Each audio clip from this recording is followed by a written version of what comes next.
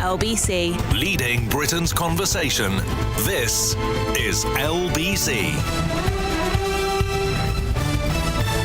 From Global's newsroom at 7 o'clock, the Transport Secretary has been unable to say whether British motorists can expect a further cut to fuel duty later this year. Heidi Alexander has told LBC it will remain under review while the conflict in the Middle East continues. We have continued the 5p cut in fuel duty for the next 5 months. That's in place through until September. And we've ensured that fuel duty isn't going up in line with inflation this year. The Chancellor is going to keep this under review. We don't know exactly what shape this conflict's going to take, how long it's going to take. The Prime Minister has told business leaders it must be a joint effort to tackle the economic impact of the war with Iran. Conservative leader Badenoch will be taking your calls on LBC next. More than 12 million mis-sold car finance deals will be eligible for compensation. Drivers who entered an agreement between 2007 and 2024 will be paid an average of £829. Firms are expected to pay out around £7.5 billion in total and should contact customers directly. Kevin Durkin's a solicitor. He says it may be more complicated than it first seems. There are a number of rules that underpin this scheme, and they are quite detailed and require reading and rereading, even as a lawyer. But it needs to be tested as to how simple this scheme is. 3 of the 7 people seriously injured when a car went into a group of pedestrians in Derby have been released from hospital. Detectives investigating the crash in the city centre on Saturday have been given more time to question a 36-year-old man.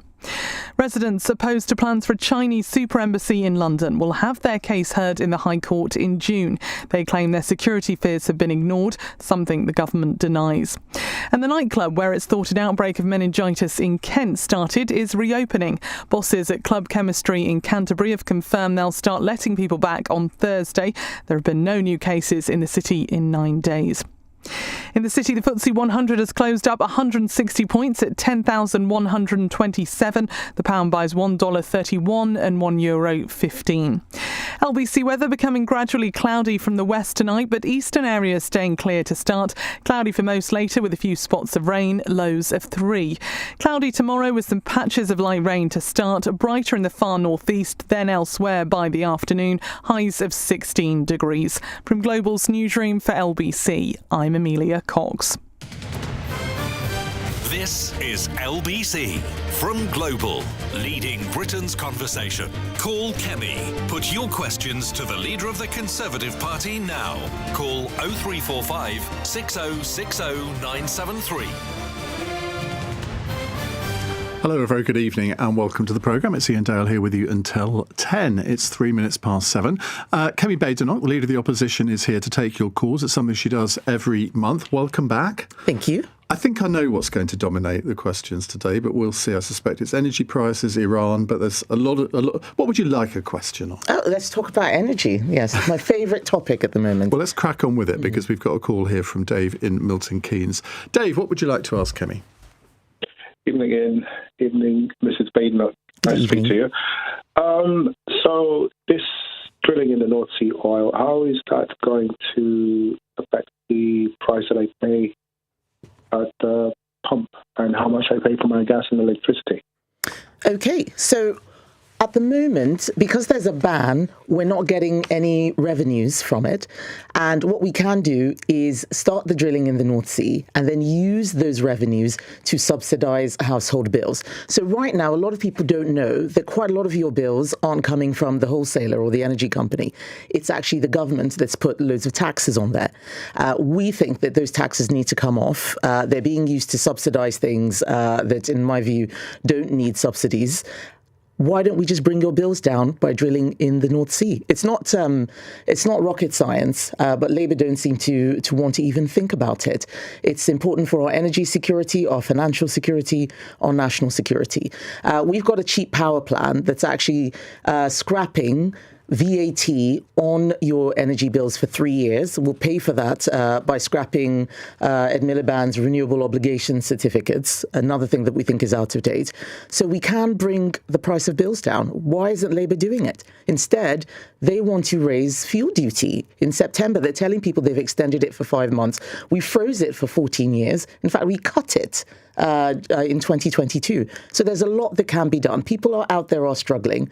I'm very worried about the cost of filling up my car. I'm very worried about the cost of living for my constituents. So Ed Miliband and Keir Starmer need to get a grip. Do you not think there ought to be short-term measures, though, to alleviate people's problems at the moment? The Australian government, I think, they've abolished taxation. I think they're equivalent. They've cut fuel duty. Yes, that's a left-wing government in Australia. Yeah. Australia's cutting fuel duty. Norway's Labour government is drilling in the North Sea. Our guys are just sitting on their hands, doing nothing. Or even worse, they're actually making it worse by increasing fuel duty in September. Well, their argument would be, for the longer term, that in the end, if we aren't so reliant on fossil fuels and we switch to renewables, then that will be an advantage if there's a future energy crisis in the world. Now, there is a certain logic to that, but do you think we can ever be totally reliant on renewables? I think, in the distant future, we can be. But if you want to move to renewables, you don't just switch off the oil and gas drilling and say, we'll switch that off and then hopefully renewables will come online one day. This is supposed to be a transition. A transition is continual. It's not a stop and then you hopefully jump to renewables, which are nowhere near ready. And by the way, when the wind is not blowing, what do we need? Gas. We have gas right here in the North Sea. Instead, we're importing 40% of our gas from Norway, who are drilling in the same North Sea. The reason why this is happening is because the last time Ed Miliband was Energy Secretary in 2008, he brought in all these targets. We as Conservatives kept them, did everything we could. Now it's costing everybody money, and we're saying it's time to stop. He is trying to save face. This is all about his vanity and his embarrassment. He doesn't want a U-turn. He should U-turn and make people like Dave and others have less of a burden, cheaper bills, less to pay at the petrol. Well, let's bring Dave back in. Dave, what do you say to what you've heard? Iain, without meaning to take up too much of your time in this time, the issue, big picture, stepping back, that we seem to have in this country is we have short-termism disease. Quick example, Norway and the UK. North Sea fields found at the same time in the 60s and 70s. Norway, $2 trillion sovereign wealth fund, with the state oil operator involved. That's only about 60-70% of their oil industry, effectively. We chose the market route. BP today will pick up their oil rig in the North Sea and take it to Guyana because it's cheaper to drill over there. They will sell to the highest bidder in the market. It's not mates rates. The Tories and the Labour government had a consensus from 2008, let's head for net zero. And net zero does not mean stop producing oil or stop drilling. It's net zero. It's not gross zero. That's another misnomer that's being peddled out there. Bills that are being authorised right now, they're not going to be online in a year or two. They'll take up to 10 years. That's not true, actually. That's not true. The gas would be online before the winter. The pipeline has already been built to the Jackdaw gas field. It is ready. Oil takes a bit longer, but gas, it would be up in a matter of months. So we should do it. Norway is selling us their gas. They're using the market system as well. But you're absolutely right about thinking long term. The long-term future of this country will be determined by getting our energy independence, energy security. Let's start off by drilling our own oil and gas in the North Sea. But in the end, people want to have their household bills reduced now, don't they? I mean, yes. we don't know what's going to happen over the next few months. And I think you constantly ask Keir Starmer this at PMQs, why won't he commit to removing the fuel duty rise? Is it in September? He said Ed Miliband's in charge. He said it's not up to me on North Sea oil and gas. But you could imagine if you were in that position, you might give the same reply, saying, well, the situation may have changed by then. No, well, what did we do? We froze fuel duty for 14 years, and in fact, we cut it in 2022. We think about the cost of living as well. The problem with Keir Starmer is that he's just frozen. He doesn't know what to do. I mean, the news was saying earlier that he's meeting with the oil and gas industry. He hasn't met them up until now. I've had 2 meetings with the oil and gas industry in the last year. What's he been doing? He's always caught, Captain Hindsight, waiting until after everything has happened, and then he wakes up and thinks, ooh, what should I do now? We need a prime minister who can think ahead, not wait until the problems arrive, and then start a consultation. That's what he always does. But scrapping the fuel duty rise in September, I mean, that would be welcome for many people. But we know at the moment, I mean, petrol and diesel have gone up exponentially. Diesel, I think, by 40p, certainly in my local petrol station over the last few weeks. People who heat their homes with heating oil have faced a much bigger increase in that. What can you do to help them? So this is one of the areas where it looked like there was unfair competition. So I represent a rural constituency. A lot of my constituents use heating oil. A lot of people in Essex use heating oil, and the people who are supplying look like they were carrying out unfair practices. It's not a regulated area. We asked the government to step in. They recognised there was an issue. They did step in. But what I would rather see is reduction in taxes. Every time the government sticks its fingers into something, it creates a complication. It's easier for them to take burdens off rather than go in intervening. And this is a government that doesn't want to take the burdens off. You look at everything they've done. Jobs tax, that rise in national insurance, business rates, the pubs are telling Labour MPs not to come inside. They keep adding more and more taxes. Why? To pay for benefits. That's the thing that's driving a lot of their decisions. Benefits, benefits, benefits. And then all of a sudden, an oil shock comes along. They haven't thought about shocks. We had to deal with shocks. We had COVID, for example. We'd done enough on the economy to be able to pay people to stay at home. We were able to do things around the Ukraine war. Labour is always caught short-handed. Do you think energy companies and petrol forecourts are profiteering? I don't think so, really. Not the people at the forecourt. Most of these are, franchises. They're people who are just trying to get by. They're seeing problems as well. One of my constituents is a farmer. I was with him on his tractor last Thursday. He said that the oil price, his diesel price had nearly doubled. That people are saying there's a shortage. This is economics. When supply reduces, costs increase. We need to increase the supply. What can we do here locally to increase the supply? Drill our own oil and gas in the North Sea.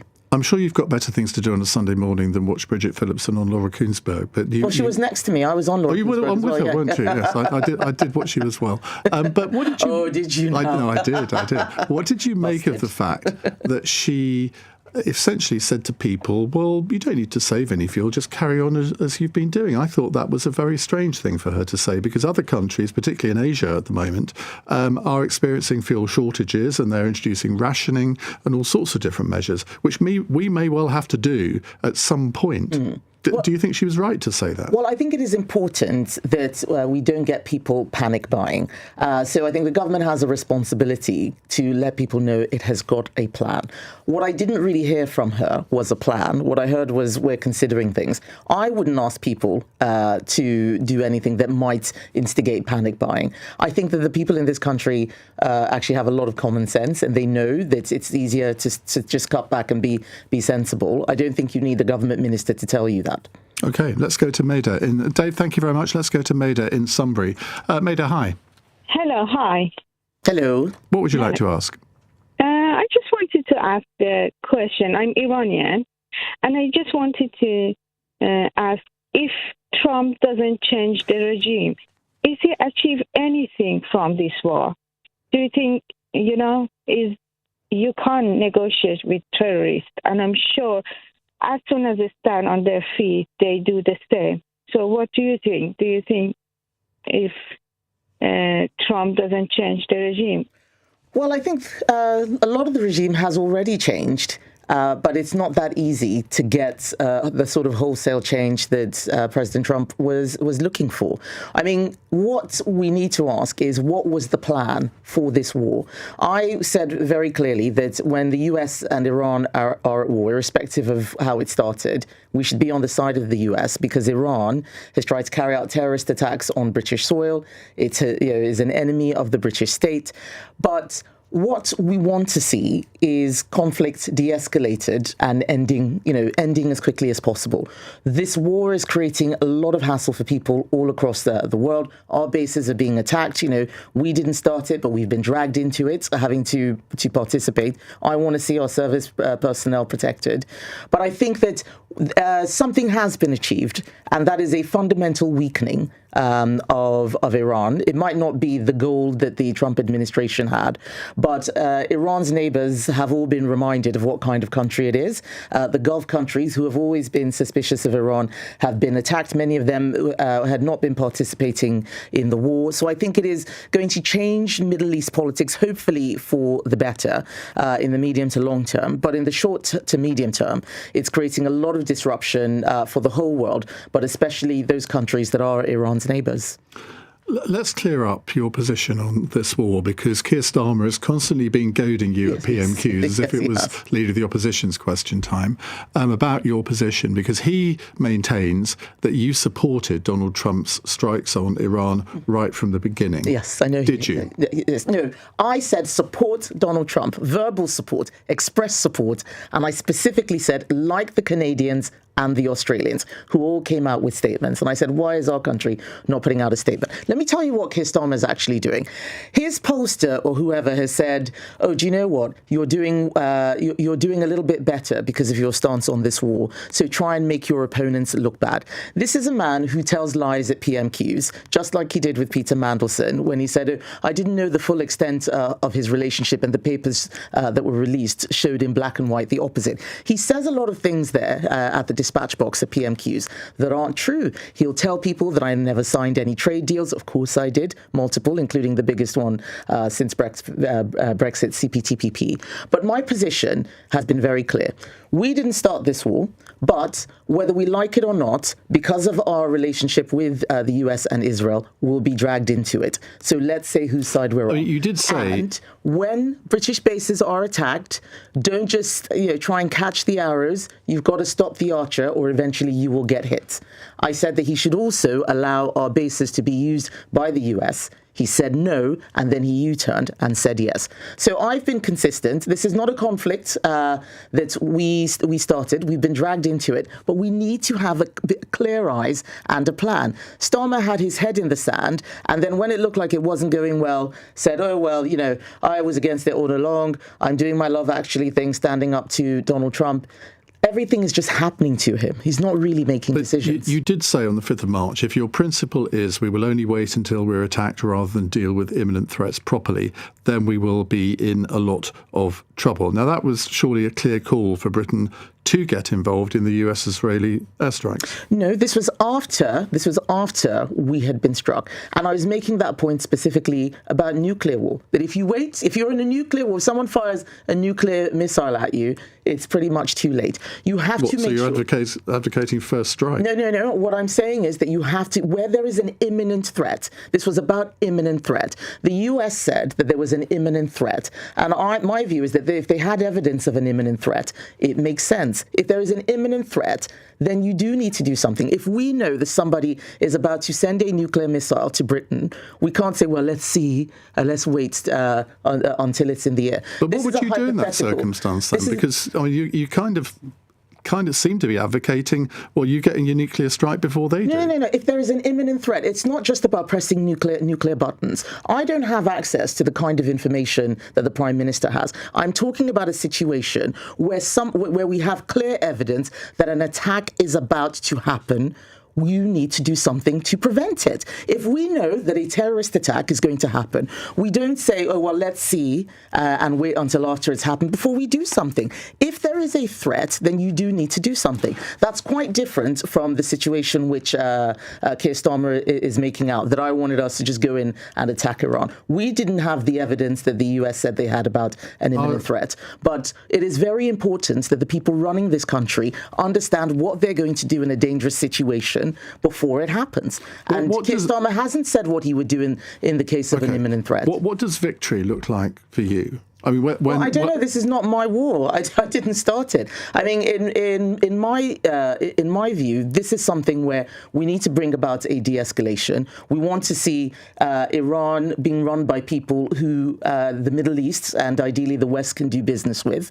That, I think, would be a victory. Iran has been sponsoring the Houthis, Hezbollah, Hamas, any kind of degradation in terrorist NATO is basically saying that if the regime doesn't go and if there isn't some sort of better regime that comes after it, that cannot be, then it won't have been worth it. Well, she said, what does, has anything been achieved was Maida's question. And I said that the degradation in Iran's capability is something. It has fewer warships. It has less of a capability to attack. It still has drones, but its position and standing in the Middle East, especially with its neighbours, has changed. That's something that it has achieved. Maida, thank you. Julie says, if the PM has got it so wrong on Iran, why does his decision poll so well with the public?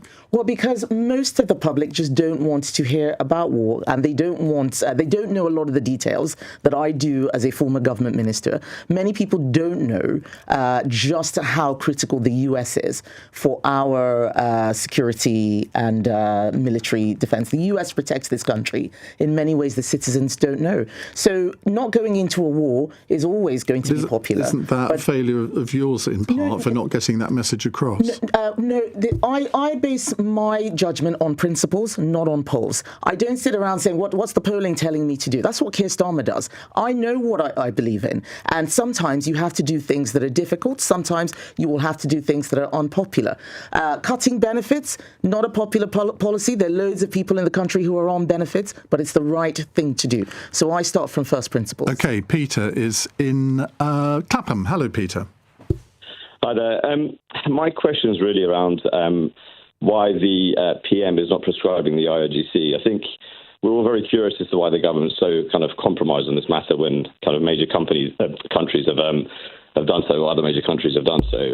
The IRGC seems to have a worrying amount of assets in the UK at the moment. So if the regime were to fall, which we believe it will, these people are going to be coming to the UK. So we need to be very aware of that.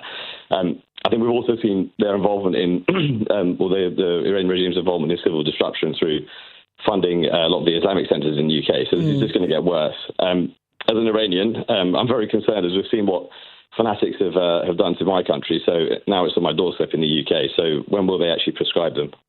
So I don't know why he won't prescribe the IRGC. Because under our legislation, they are essentially a state organisation rather than the conventional terrorist. I don't think that's well, that's right, the explanation they give. That's not the explanation that he has given in the letters that I've written. As it happens, we do have legislation, the National Security Act, which Conservatives brought in, that deals with state organisations that are doing that. But it's very interesting how the opinion of people of Iranian background, Iranian descent, is so different from many of the people who are going out there talking about this conflict. A lot of people who don't know anything about Iran are busy, supporting the Ayatollahs, siding with Iran. They do not understand just how terrible this regime is. And the IRGC is effectively, it's KGB. That's sort of the easiest way of describing it. I've written to Keir Starmer saying that I would help with prescription. There are some people who think that there's another reason, which is, very, very highly classified. We didn't prescribe the IRGC. We brought in the National Security Act as a way of dealing with things like this. So I'm very open to hearing if there are more reasons which are not in the public domain. I do have security classification, which means that I can hear them. But right now, when you ask Keir Starmer these questions, he just says blah, blah, blah. I mean, Ian Duncan Smith asked him this question at PMQs, and he didn't say what you just said, Ian. He just gave, a blah, blah, blah answer. That's what he likes to do. He doesn't like to answer questions. I think he's actually afraid of telling people the truth. Wesley says, what do you think of the ex-Prime Minister Liz Truss slagging off our country at the CPAC conference in Washington? Has she done that? What'd she say? Apparently she has. Okay, well... Why don't you just get rid of her out of the party? Well, let's hear what she actually said. Liz Truss is a former Prime Minister, but she is no longer a Member of Parliament. I'm thinking about Members of Parliament. That's where my primary responsibility is. If she has broken a rule of the Conservative Party, then yes, things can happen. But I don't just arbitrarily chuck people out. We have rules and regulations. I think people would want to know that if I did become Prime Minister, I wouldn't be starting a witch hunt. Do you not think that could be a little bit of a... Tony Blair had a clause 4 moment. Do you not think that could be yours, where if you're trying to shake off all of the bad things from the past, that would signal that this is a new Conservative Party? Actually, the new Conservative Party is here. Nigel Farage has been doing a lot of my spring cleaning for me. Liz Truss is not a she's not an MP. She doesn't even live in the country. She's an ex-prime minister. That is true. She doesn't live in the country, really? Does she? Because I don't see her here. She's always in the US. I assume she'd moved. Has she not? Not to my knowledge. Oh, okay. Well, maybe she does live here. But the fact is, she's in the US. She has a lot of US activities. She is not in Parliament. My view is that we need to focus on making sure people understand what the Conservative Party under Kemi Badenoch's leadership is. I'm sick and tired of all of these stories about rows and people fighting, infighting. It's just a distraction. The people who are running the country now are Labour, and they are making a mess. Unemployment has increased every single month. That worries me. We need to drill our own oil and gas in the North Sea. That worries me. We've got great policies like abolishing stamp duty and getting rid of business rates for retail, hospitality and leisure. Those are the things that I want to be talking about. Not so-and-so said this, but I'll wait to see exactly what those comments are. No former Prime Minister, in fact, to be honest, no citizen of this country should be slagging we'll get it the off exact quote, so we can quote it to you. Yes. So we'll do that after the news. But in the meantime... A former Prime Minister should be selling their country positively. As opposed to not down the river. Yes, Ali is in Grimsby. Ali, hi. Yeah, hi there. So Kemi, I'm a practicing British Muslim, and when you defended Nick Timothy, you said that he was defending British values. So Muslims praying in public isn't British, and now you're looking at banning the niqab. So Muslim women dressing in according to their faith isn't British either. So I want to ask you directly, is there any expression of my faith in public life that you actually find acceptable? Thank you very much. This is a great question and allows me to explain quite a lot of what actually happened. We have no objection to people of any religion praying publicly. In fact, the people who've been hounded for praying publicly have often been Christians in various circumstances. The reason why Nick Timothy said what he did was for several reasons. The people who organized the event, Ramadan event, I think they're called, they are a highly controversial organization. Even Keir Starmer withdrew from an event organized by them. The presence of the mayor seemed to be an endorsement. The way that women were segregated, I don't think that's right. I think gender segregation in a mosque is very different from doing it in Trafalgar Square, a very, very public space, right opposite the National Gallery, St. Martin's in the Fields. Why should it be okay in a mosque? Well, I don't get involved in how people practice their religion within their religious institutions. But if you bring it into a public space, then that means people can comment. And sometimes people will say things that you don't like, but that is the risk of praying and doing things in public. Once you take religion out of your home, out of your church or mosque, and bring it onto the streets where everyone is, then you open it up for discussion. And I haven't said that we're going to ban the niqab. What I have actually said is that the burqa ban and the niqab ban in France doesn't seem to be working. But these are not religious, they're not religious items, they are cultural items. Not all Muslims wear the burqa or the niqab. I grew up in Nigeria, a country that's 50% Muslim. A lot of Muslims didn't dress like that. There's often a conflation between what is cultural and what is religious. We believe very much in the freedom to practice your religion. But when it comes to culture, we need a shared culture. I have always said that this is a multiracial country, not a multicultural country. Multicultural countries have a lot of problems. We need to try and find a way to make sure everybody has a British identity and British values. Now, people will have disagreements. What's wrong with different cultures living together? Look, it depends on what you mean by culture. When we talk about culture, people often think of clothes or food. Those are the very superficial aspects of culture. It's actually more fundamental than that. It's norms, it's behaviors, how you treat women, who can get a job and what can they get a job as, how do you raise your children. There are fundamental things about behavior that are deeply ingrained in culture, which the manifestations of clothing and food are, very often not that important. This is why I've said that we haven't decided to ban the burqa or anything like that. Instead, we're having a culture and integration commission where we look at things very, very closely. More insidious things like cousin marriage, which I do want to ban, but let's get the evidence. There is nowhere in the Quran, as far as I'm concerned, that says you have to marry your cousin. These are cultural practices, not religious practices. And we need the space to be able to have these conversations without whipping up anger against the people who are expressing concerns. Surely the key there is the way you conduct these conversations. Yes, I think that's Would you accept that Nick Timothy was a little bit clumsy in some of the language he used in that tweet, in that statement that he made?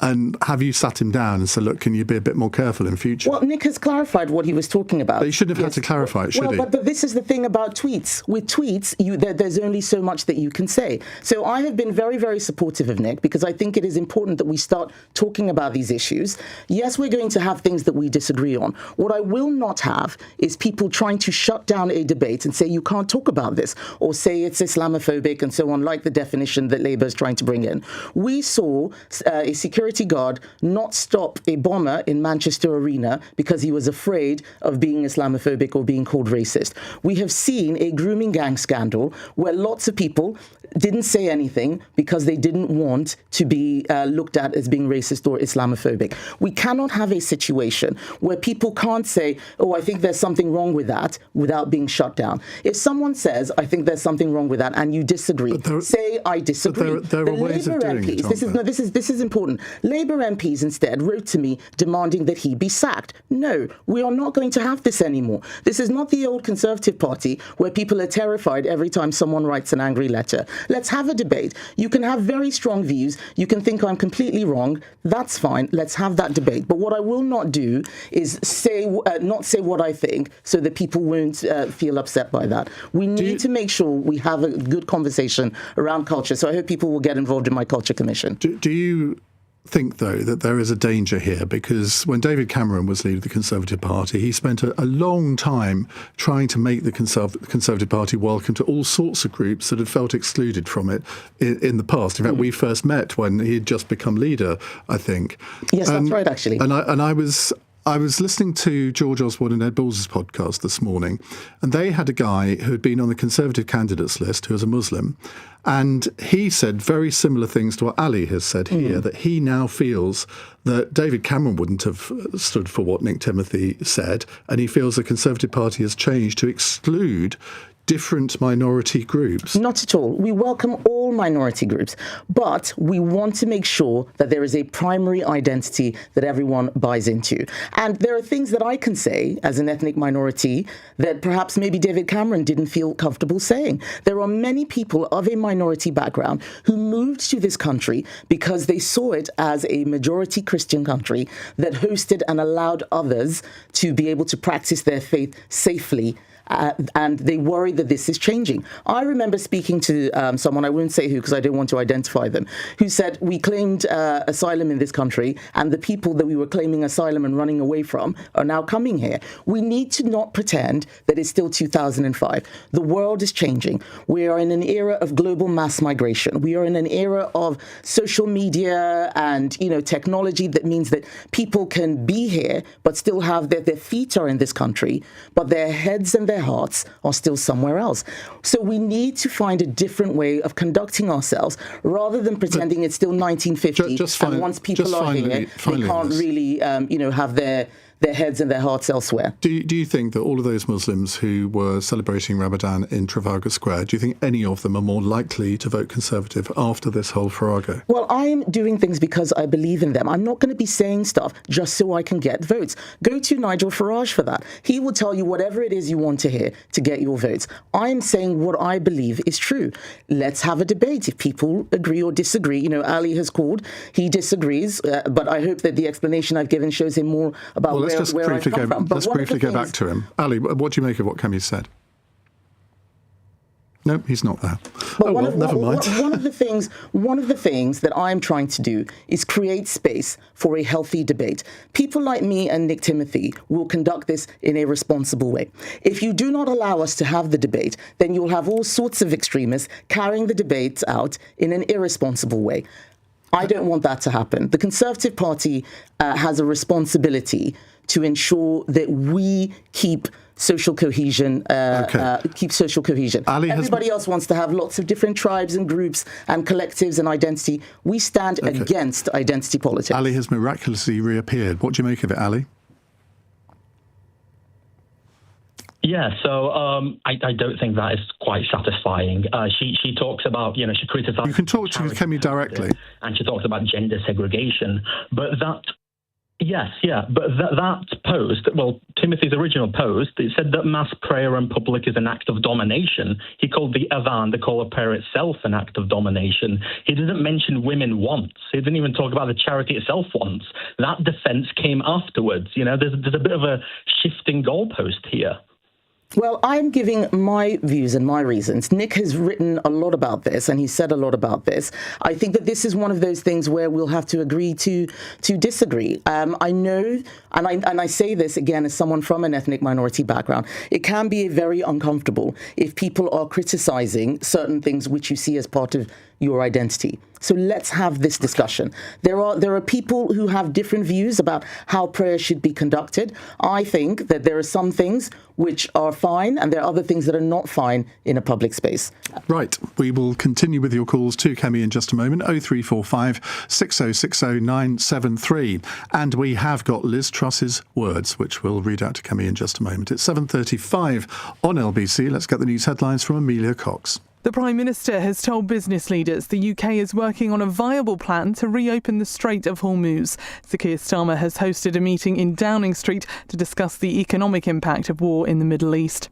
Millions of drivers who have been missold car finance will receive an average payout of £829. The Financial Conduct Authority says around 12.1 million agreements are eligible for compensation.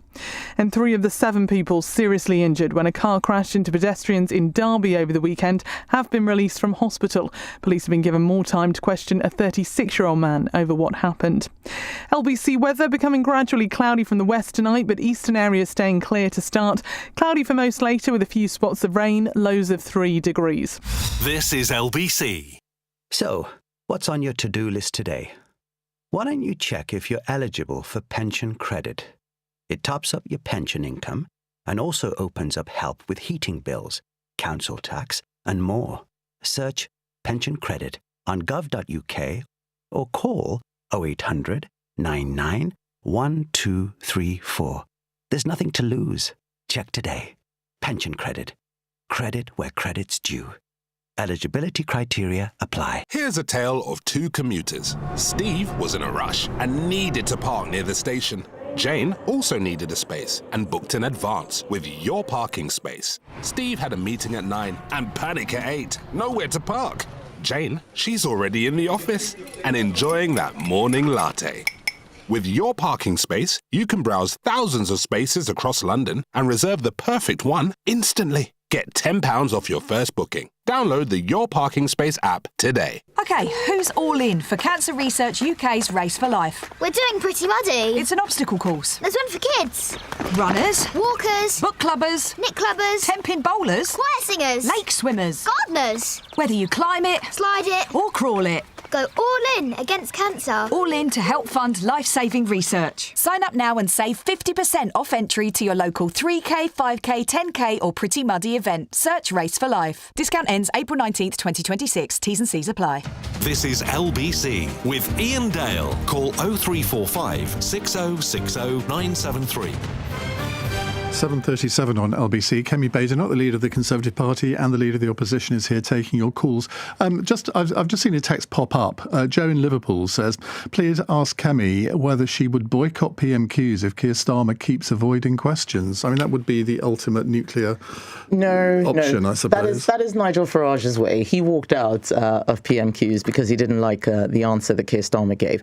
To be perfectly honest, I enjoy PMQs. And even when he... Yes, I do. No leader of the opposition has ever said that before. I love it because what it is an opportunity for me to show people what kind of man Keir Starmer is.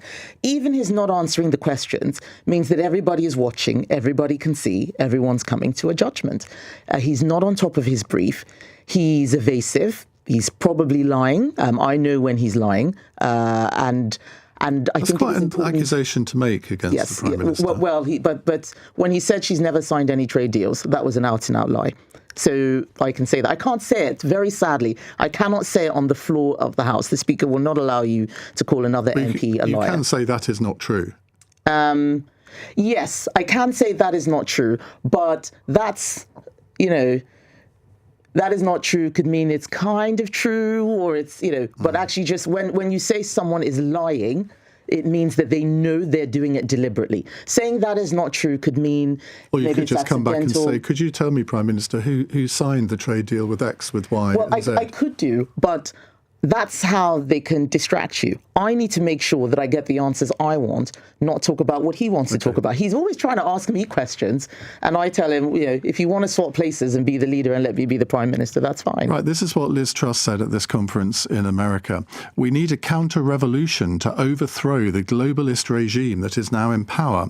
What I'm working on is how we build the equivalent of a MAGA movement, a mega movement, Make England Great Again.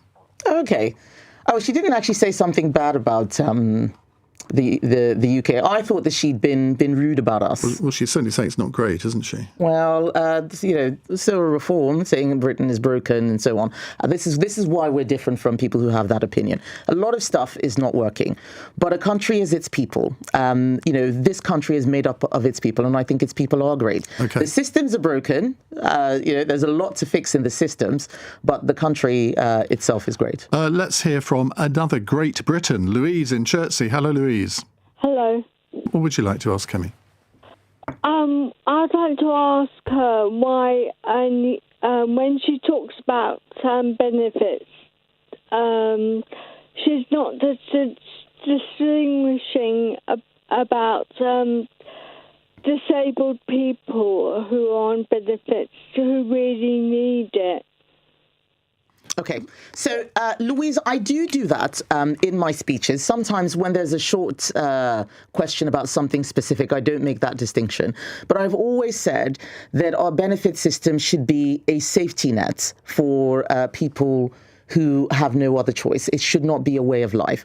And what we have seen, especially after COVID, but most particularly since Labour came into office, is lots of people deciding that it doesn't make sense to work, that it's easier to be on benefits, especially with low-level conditions, low-level anxiety, low-level depression. These things are costing us billions. We need to get people of working age back into work. It's not about disability. The quotes and the figures I use tend to be on people on out-of-work benefits.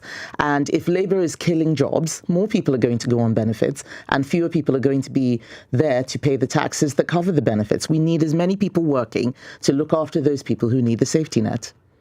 Today it's been revealed that the amount we pay in benefits has exceeded for the first time ever the amount we take in income tax. Yeah. How worried should we be by that? We should be very worried. We should be very worried. The rider is now heavier than the horse.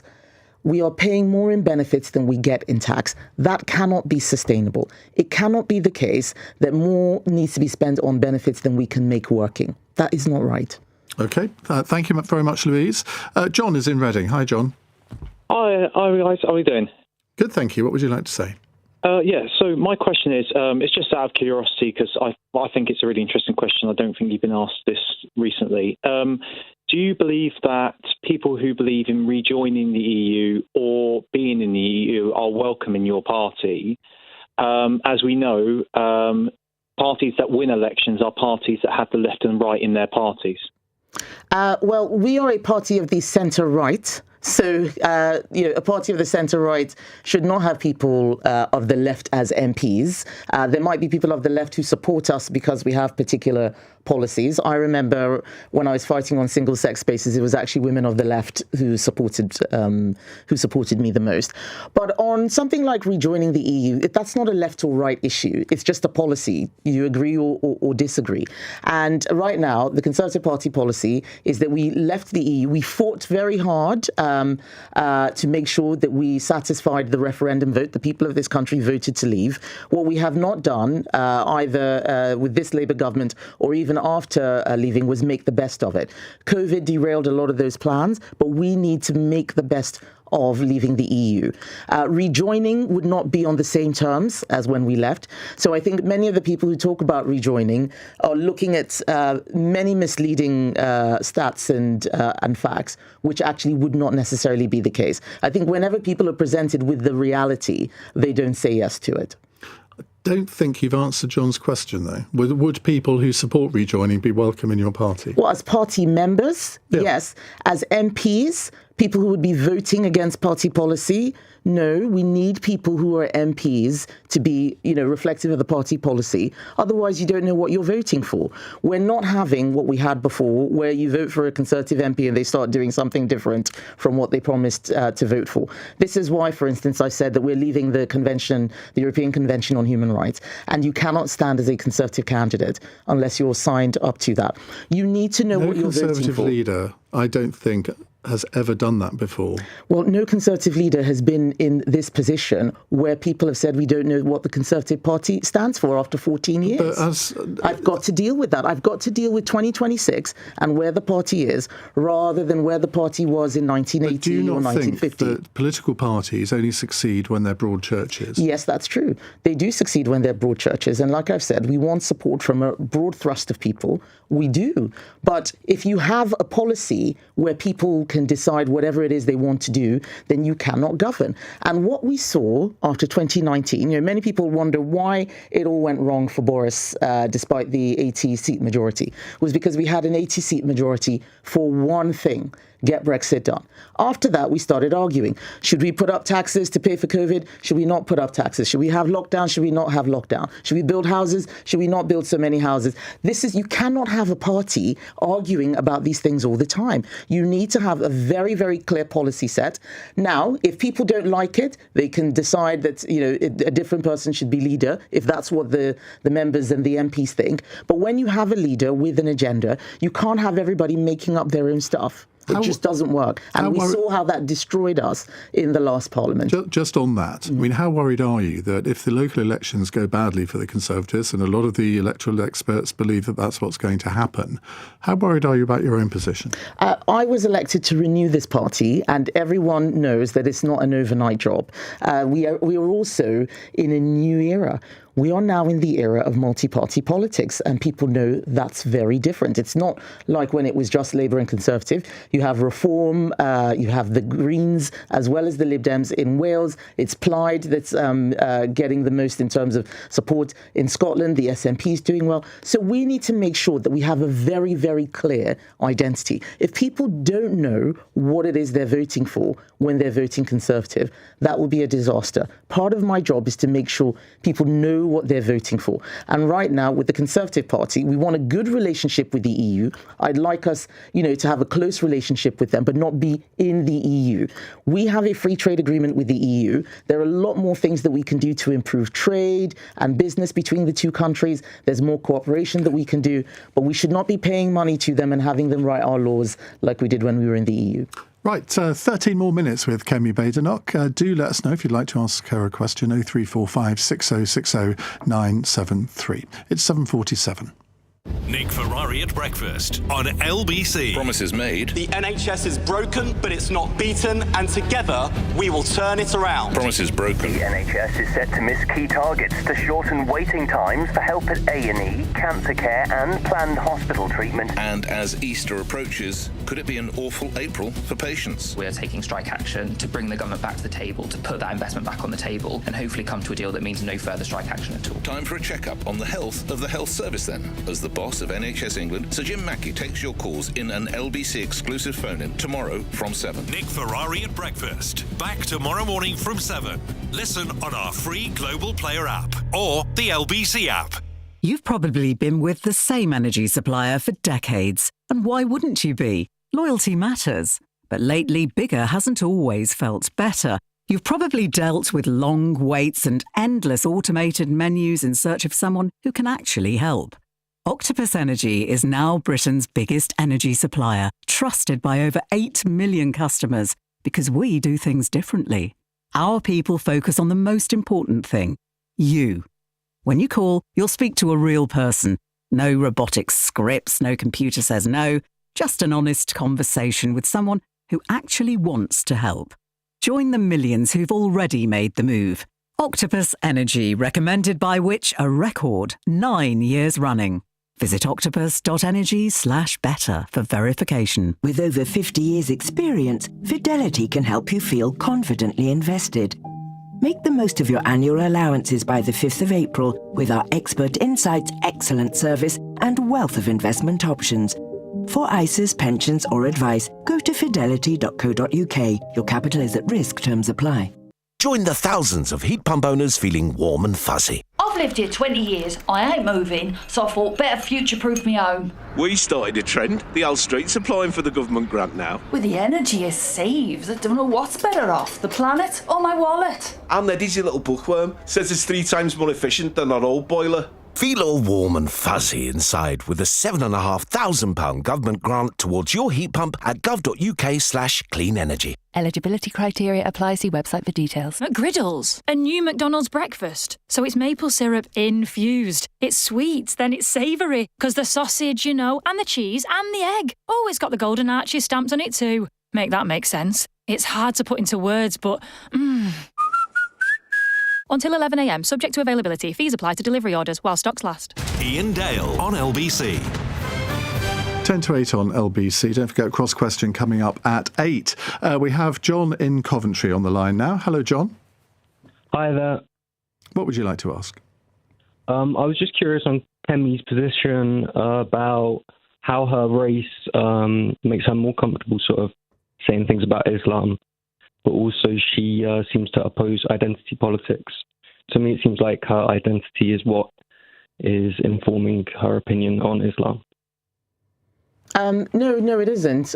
My opinion on culture and integration is formed from my personal experience. That's separate from my identity. But because I am from an ethnic minority background, I am able to use my own personal experience to be able to counter arguments when people try and pretend that all black people think this way or all white people think this. I'm able to say, no, actually, I, for instance, was very irritated by the idea of white privilege. I think that it was something that was very distorting. A lot of the work that I'd done as Equalities Minister actually showed that it was white boys from working class background who were actually the most disadvantaged. And a lot of white people felt uncomfortable saying that because they thought it was, that it was not the done thing, or it was them just speaking out of preference for their own. And I was able to actually show the evidence and say, I've looked at this. I don't think that's the case. What I want is for everybody to be able to speak and speak their mind honestly, in good faith, without being attacked on the basis of their identity. And I also, my personal experience growing up in a country where everyone looked like me. There are 300 different languages, loads of religions, lots of different cultures. It was actually very destabilizing. And many people assume that culture and multiculturalism is all about race, it's all about religion. It isn't. It's much more complex than that. And I don't think that we have really had a clear and honest debate about the influence of culture on life outcomes, on a country's economy and growth. And I think that we should be able to have that conversation. That's why I launched this commission. Right, let's move on to a text question from Julie, who says, is Tony Blair right, should we leave the question there, to argue there is an unholy alliance between parts of the left and Islamists? And in brackets, is Keir Starmer a part of this alliance? Well, I think it's a very, very interesting point from Keir Starmer. I don't know which specific fact it was that he pointed out, but it is very clear that there is entryism by some people, by some Islamists into certain political parties in a way that would not happen with parties on the right. You look at the Green Party, for instance, it barely talks about the environment anymore. It's just become a fully sort of Marxist party. I worry that many people don't understand a lot of the ideology behind what it is that they're putting out there. So I think it's something that should be looked at. Okay, let's go to John in Ayr. Hello, John. Hello. Sorry, it's James. Is it James in Ayr? Yes, yeah. Hi. Hello again. I'd like to ask Ms. Badenoch, does she believe that Mr. Biden won the 2020 presidential election in the United States? And if she does believe that, what's her opinion of the subsequent storming of the Capitol by Donald Trump supporters? Well, I feel as if we're in 2021. I know it's very 6 years ago. I think, I do think Joe Biden won the election. I didn't realize that was something in dispute. I think the storming of the Capitol... certainly disputed it. Well, not in this country. It's not in dispute. I think the storming of the Capitol was wrong. James, why do you ask that? Because I think it's important that members on possibly further to the right of Miss Badenoch in this country are starting to throw doubt on whether Mr Biden actually won that election. And I think it's important that a representative of the right politically actually says that. Okay, well, I do think that. I think he won it fair and square. Elections are often disputed. I remember the 2000 election. Do you remember the hanging chads, Ian? I just think that it's all become so much more contentious these days. If the 2000 election had been in 2020, I think it would have been a lot more controversial. And it was very, very controversial at the time. But at least they dealt with it in court cases rather than storming the Capitol. I don't think that all of this sort of mob action, whether it's on the left or the right, is appropriate. So I'm very happy to say that, make that clear. James, thank you. Stephen says, does Kemi think the PM is a bad person? Well, it's my job to hold him to account. I don't think he is doing a good job. I think he is doing a bad job. So I talk about the man, the Prime Minister, the character of what I see. I have said that he doesn't tell the truth, and I've given examples of that. I don't know how he conducts himself in his personal life. I suspect he's a good dad and a good family man. I only look at him from a professional perspective, and from that perspective, he's not doing a good job. I worry about how the way they are carrying out their policy is impacting people's lives. The statistic about unemployment really worries me. Not having a job can ruin a life. Young people not getting a job can completely change the direction and trajectory of their lives.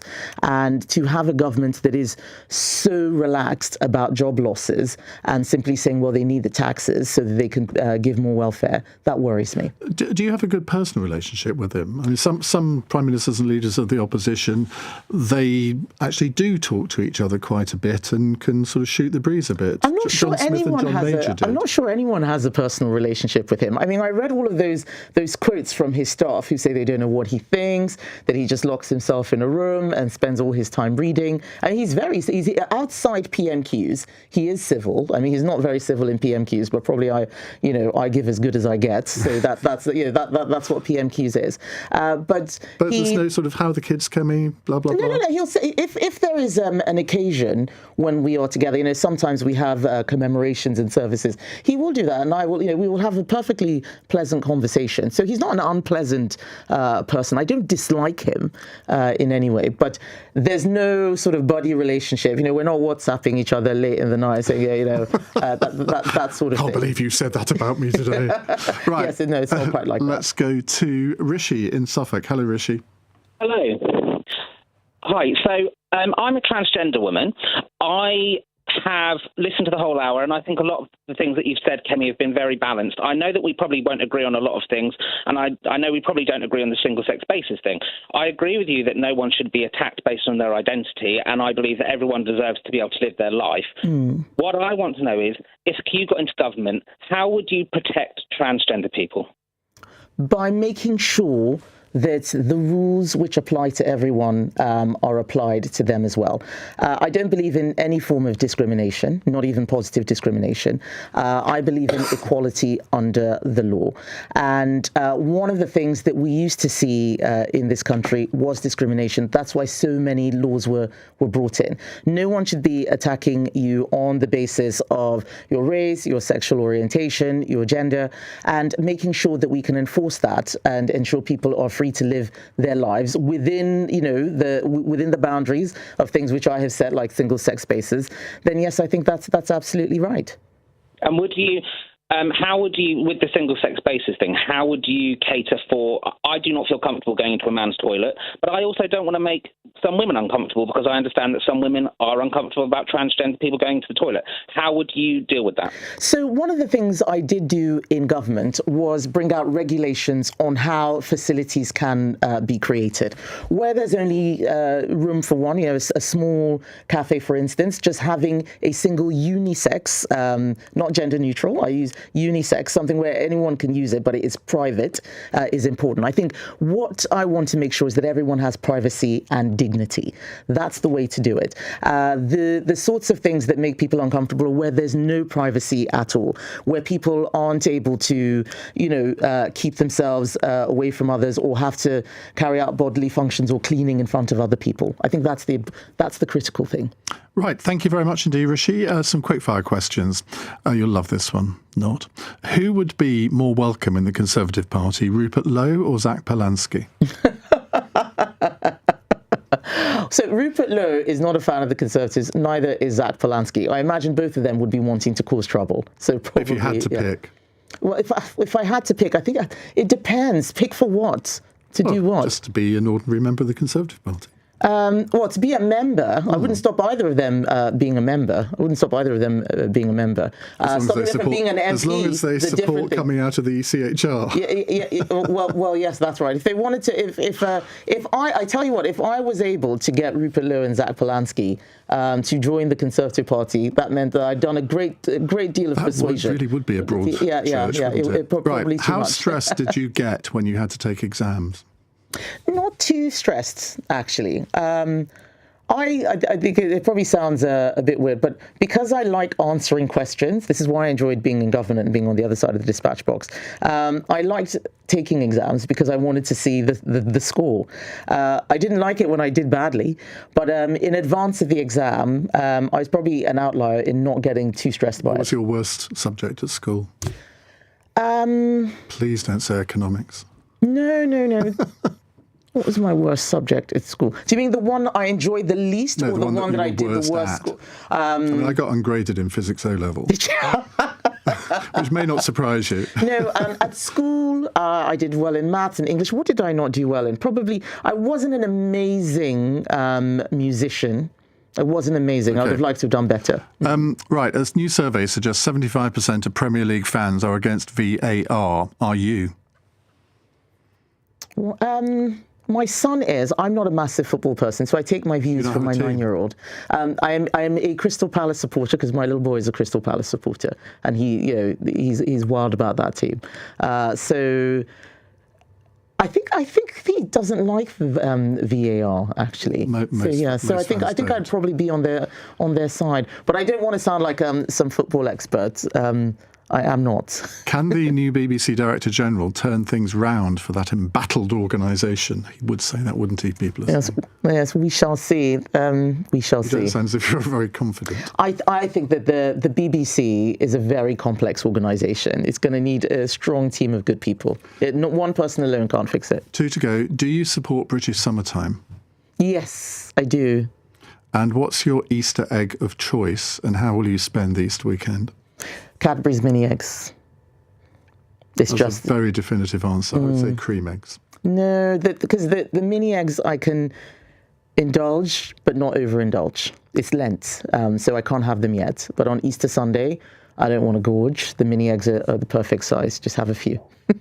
All at once. So what are you doing over the Easter weekend? Are you actually having a little bit of time off? Not very much time off. So this is a 7-day week. I will take the weekend off so that I can see my children. I'm travelling up and down the country at the moment. So I'm in London now, but I'm going to be going to Manchester. So when I heard you in Aberdeen this morning, I did think, yeah, I know I'm everywhere. This is the local election campaign has started. I'm trying to get everybody to vote Conservative, and that means getting up and down the whole country. Well, hopefully we will do this once more before polling day on May the 7th, and we'll talk about a lot of the issues involved in the local elections. Kemi, thank you very much indeed. Thank you, Iain. Coming up in the next hour, it's Cross Question. We have 4 people coming in to join our panel. Angela Knight, former Conservative Treasury Minister, Luke Murphy, Labour MP, Matt Stadlen, broadcaster and commentator, and Tally Fraser from the Conservative Home website. So we've cleared the board. It's all free for your calls, 0345 6060 973. You can text 84850, and of course you can watch us on Global Player, the LBC app, and the LBC YouTube channel.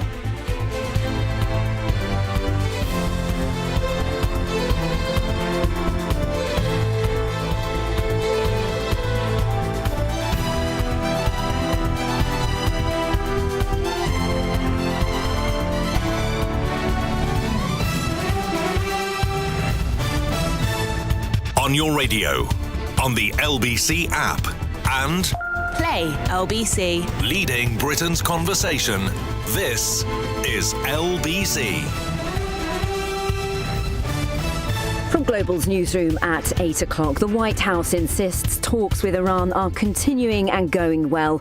But the US president has threatened to blow up Iranian power plants if a deal is not reached soon. Meanwhile, the Prime Minister has told business leaders it must be a joint effort to tackle the impact of the war with Iran.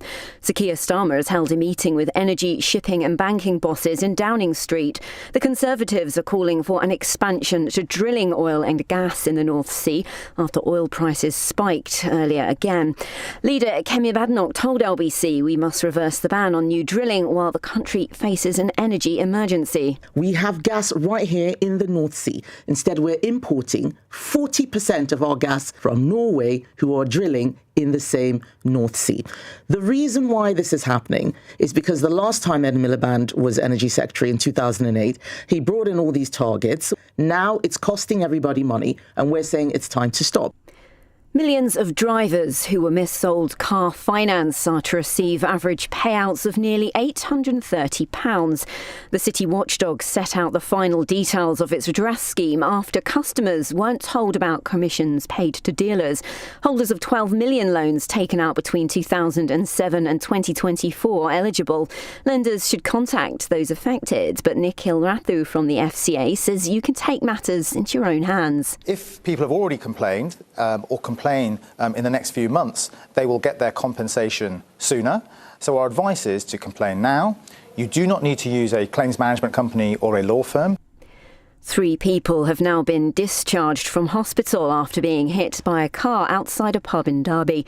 4 people remain in hospital while police have been given more time to question a 36-year-old man on suspicion of attempted murder. And Princesses Beatrice and Eugenie won't join the royal family for this Sunday's Easter church service. Andrew Mountbatten Windsor's daughters have agreed with the King to make alternative plans. It follows the former prince's arrest on suspicion of misconduct in public office. He denies wrongdoing. In the city, the FTSE 100 has closed up 160 points at 10,127. The pound buys $1.31 and €1.15.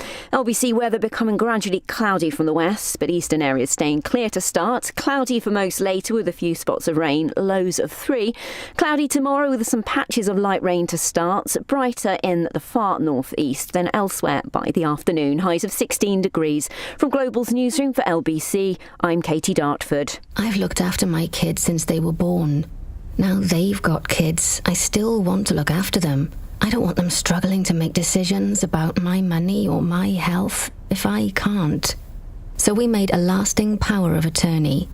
Now, if I can't speak for myself, they'll speak for me. It's a weight off for all of us, isn't it? Yes, Mum. Lasting power of attorney. Search your voice, your decision. Taking antibiotics when you don't need them puts you and your family at risk of a longer and more severe illness. Always take your doctor's advice. Search NHS antibiotics. You saw me walking along the beach. You watched me turn round the headland, and the tide, it cut me off. The rocks were wet, too wet to climb, so I panicked. But you didn't. You dialed 999 and asked for the Coast Guard. Coast Guard. And I just want to say, whoever you are, thank you. In an emergency at the coast, call 999 and ask for the Coast Guard. I'm a real snack monster. But Mum and Dad says all that munching isn't good for me. Around half the sugar we eat comes from unhealthy snacks and sugary drinks. If you want to change from a snack monster to a snack star, search Change for Life for loads of healthy snacking ideas. This is LBC from Global, leading Britain's conversation. Cross Question with Iain Dale. Hello, a very good evening and welcome to Monday's Cross Question. A little later than normal. It's 8 minutes past 8. We'll blame Kemi Badenoch for that, shall we? Actually, blame me because I kept her here a little too long. On the panel with me tonight, on my left, Angela Knight, who's a former Treasury Minister for the Conservatives in the major government. Next to her, Luke Murphy. He is the Labour MP for Basingstoke. To my right, making her debut on the programme, Talia Fraser, Assistant Editor at Conservative Home. And next to her, Matt Stadlen, broadcaster and political commentator. They're here to take your calls, your questions on 0345 6060 973. You can text your question to 84850. And of course, you can watch us on Global Player, the LBC app, and the LBC YouTube channel. Call 0345 6060 973. Text 84850. Cross Question. Watch live on our free Global Player app or the LBC app. Let's first of all go to Robbie in Chelmsford. Robbie, hi, what would you like to ask? Good evening, everybody. Many countries around the world have already introduced measures such as cutting fuel duty and other mitigants, given the conflict in the Middle East and rising fuel prices. Why is our government doing nothing except having meetings? Luke Murphy, why are they doing nothing? Robbie wants to know. I'm grateful to Robbie for his question. I don't think that's the case, that the government's doing nothing. I think the cost of living has been, since we were elected, the number one thing that the government's been focused on. Since the crisis has kicked off, the government has brought forward a package on heating oil for those that are already, for those that are dependent on that. But the government has also got a number of things that are already coming through that are going to bring down the cost of living. So, for example, we already have a proposal on energy, which is going to see an average reduction in £117 on energy bills in April, and I think that's a really important. But that was going to happen anyway. Sure, but I think that's but that's the point. People will see, different situations and contexts around the world. People here will see an average reduction of £117 on energy bills. They will also be protected for a period. There's also a fuel duty freeze, which is in place until September. The government is absolutely right to be coming up with plans for what may hit people in their pocket and in the cost of living and businesses. But I think it'd be wrong to act too soon, because we don't yet know the full ramifications of how this crisis is going to play out, or the impact. Do you think the Labour government in Australia has acted too soon, because they've introduced a cut in fuel taxes for 3 months? You've got the Norwegian government taking action. You've got all sorts of other governments around the world. I think that's what Robbie's referring to. Sure, but I think my point is that we do have things in train already, hopefully, because the government was already focused on the cost of living and different circumstances. Things are different in different countries. The truth is the government was already acting on energy bills.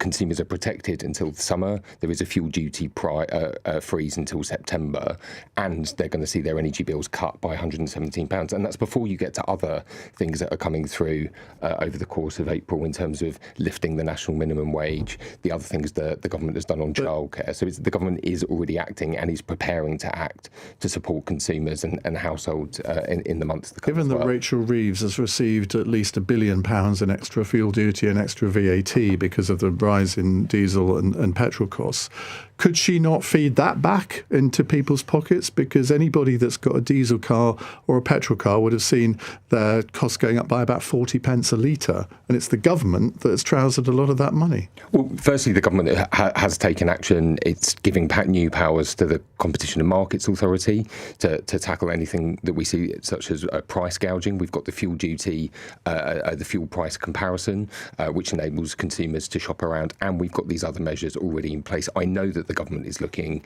at additional measures in the months to come, but as I say, we are already acting. Okay. Angela? Yes, of course it should do more. But why should it do more? Because this didn't happen in 1973-4 when there was a similar energy crisis. Nobody ever said the government should rush to people's aid then. I didn't say they should necessarily rush to people's aid. You jumped in on me before I even got halfway through my first sentence.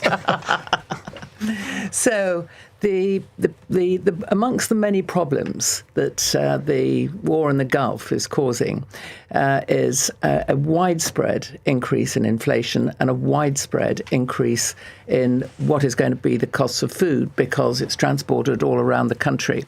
And therefore, if there is going to be, as I feel there should be, a reset of some of the policies of this government, then one of the things that they should be considering is what they're going to do about at least maintaining the cost of transport rather than letting it increase on all the distribution networks. And to add to your list of countries, my younger son lives in Spain. Of course, the Spanish government has done something. And it is quite interesting that when one looks around, it's not a question of party politics. It's a question of governments taking an action to at least hold the consequences for their peoples in a number of areas. I mean, I think that the government needs to revisit what is its relatively impossible and extremely expensive energy policy anyway, because I don't think that there is a hope in hell of hitting a net zero at any sort of reasonable price by 2030. And the cost that is being distributed, particularly onto industry, is huge. And it beggars belief that they're continuing to allow those increases which are resulting in a deindustrialization in this country and maintaining that complicated way in which the wholesale price of electricity is calculated, which always means it goes up rather than down. So yes, I think they need to rethink in a number of areas, and I think they need to rethink that quite quickly. But isn't it reasonable to say, well, we can't make a decision on the fuel duty escalator because that's due to come off in September, so we don't know what the situation is going to be by then. So Kemi Badenoch is, Prime Minister's questions keep saying, well, you need to make a decision now. Yes. That's unreasonable, isn't it? No, I don't think it is, because even if this war stops tomorrow, which doesn't look like it, but even if it did stop tomorrow, the ramifications are going to be flowing through this country and other countries for a long period of time and to come, sadly. And therefore, what needs to be done is, as I say, put in place a reasonable plan, not just discussions, but as part of that plan, realise that some of the existing policies that they have, and particularly on energy, are frankly wrong. Matt Stadlam. Just to take issue with something that you said a moment ago, Ian, which is that the government... A good start to the show when the panellist does you that. know me, the government has trousered all this money from fuel duty and so forth. Of course, they're not using it on foreign holidays for themselves. It gets ploughed back into the country, into public services, into defence and so forth. But to make it could be used to reduce fuel costs, couldn't it? It could. But then in the end, other areas of society lose, and those are the difficult balancing acts that any government has to manage. What I would say is that people are already struggling massively with the cost of living. We all know that. You just pass a petrol pump. A few weeks ago it was, I don't know, 130, now it's 150, it's gone up 20p. That, for me, is a lot of money, and for a lot of people, it's a huge amount of money. And fuel duty isn't a progressive tax, is it? Everyone who drives cars and so forth pays fuel duty. So it doesn't distinguish on the basis of income. And that means that there'll be millions of people in this country struggling even more now than they were before this war. And of course, I would encourage the government to be absolutely on that, because but not do you only think is they it, are? I hope that they are. Luke is in a better position to put into defence of them than I am. I hope that they are. It's critical that when you reach power, you don't forget the everyday experiences of the people that you serve. And that, I can imagine that might be quite an easy thing to do, or certainly possible. And manufacturing will be struggling. Industry will be struggling. I work with Made in Britain that represents over 2,000 British manufacturers. There's no doubt we anyway have a big national conversation to be had around the price of energy. I really want to continue down the green route. I don't think we can afford to put our head in the sand. We have to have long-term thinking, but we also have to acknowledge the issues that people are facing right now. Tally. Well, look, I think you're right in terms of that there is a green route, but it's not mutually exclusive. Like, I don't think we need to put green versus anti-green at this rate. We can keep pursuing, renewable technologies whilst also using the assets that we have and potentially drilling and looking again at North Sea oil and gas. And then the tax revenues, the gain tax revenues that you can get from new businesses could, you mentioned a balancing act. That gain could then help look at things like cutting, axing the fuel tax. There's an obvious potential solution. And I know that Kemi mentioned it earlier, but it's not just Kemi, Reform are talking about it. Looking at, again, at North Sea oil and gas, your colleague Henry Tufnell has come out and said that we should be doing that, Labour MP. It feels like an obvious part of the solution. Right. We'll move on to other subjects in just a moment. It's 18 minutes past 8. This is LBC.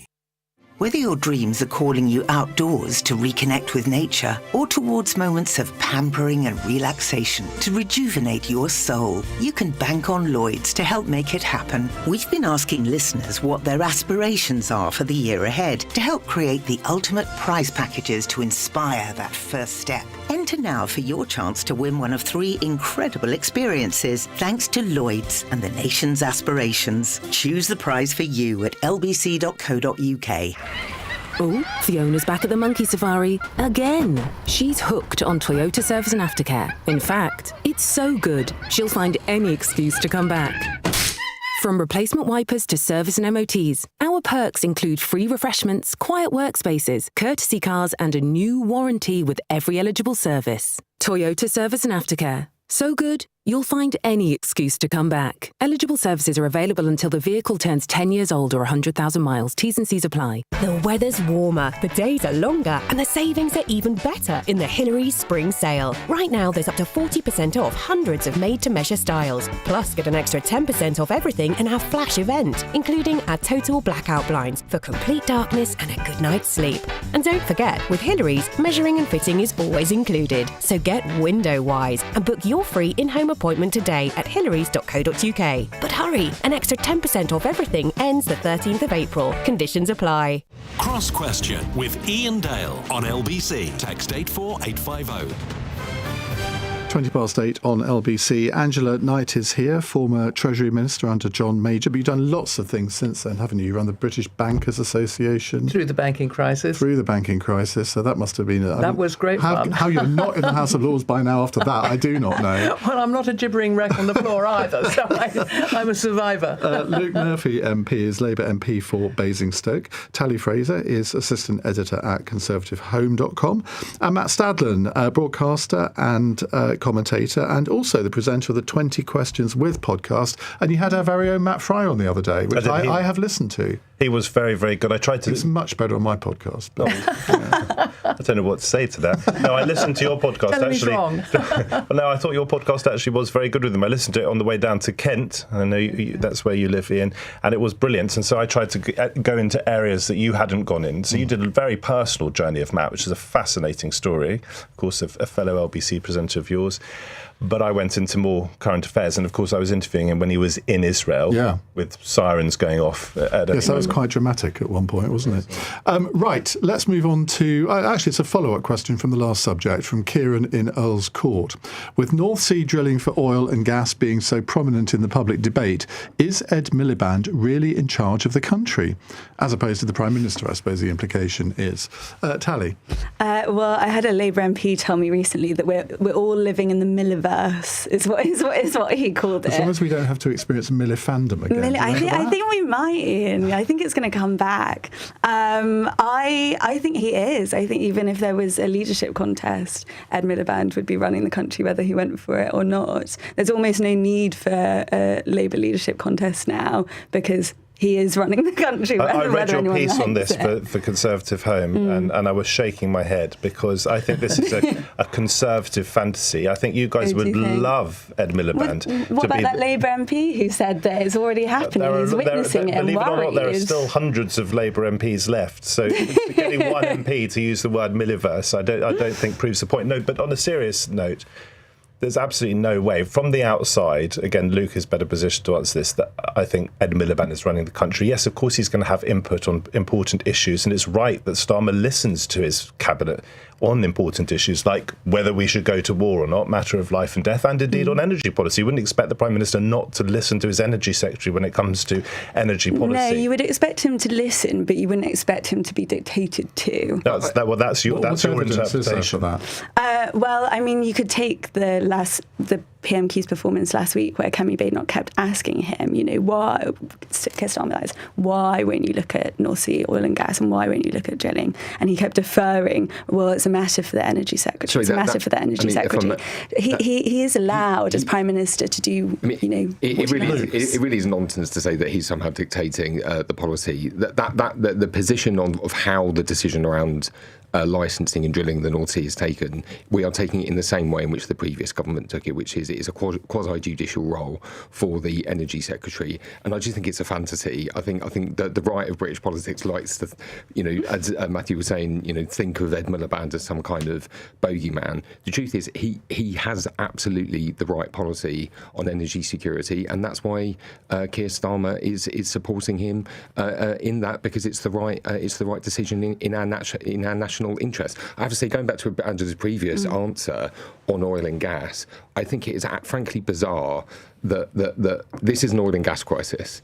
So the idea that more oil and gas is a solution to an oil and gas crisis. Nobody's saying more. It's where you get it from. I mean, the reality is that you either get it out of your own fields, or you bring it in from overseas. With the extra carbon prices. We already know that, as Kemi Badenoch has admitted, that it wouldn't bring down bills. It wouldn't bring any tax revenue. It wouldn't bring. I don't believe it does give you energy security. Well, I can tell you that it does. The amount of oil. It is a mature basin. It is nothing like Norway. We will continue to import a vast majority from overseas, whether or not we continued to drill in the North Sea or not. The truth is, the best way to get off this situation, the volatile fossil fuel roller coaster, is to back clean energy, renewables, wind, solar and nuclear. And frankly, it's disgraceful and a distraction for the Conservatives to now focus on this, having failed to build any nuclear in their time in office, and having had a multi-year, I think it was a decade-long ban on onshore wind, one of the cheapest forms of energy. Only renewables and nuclear will deliver the energy security that we need. Look, I mean, what you say, I quite appreciate that you've got to defend it like you do, and I do understand that. I defend it because I think it's the right position. The reality is that all renewables require backup because they're intermittent.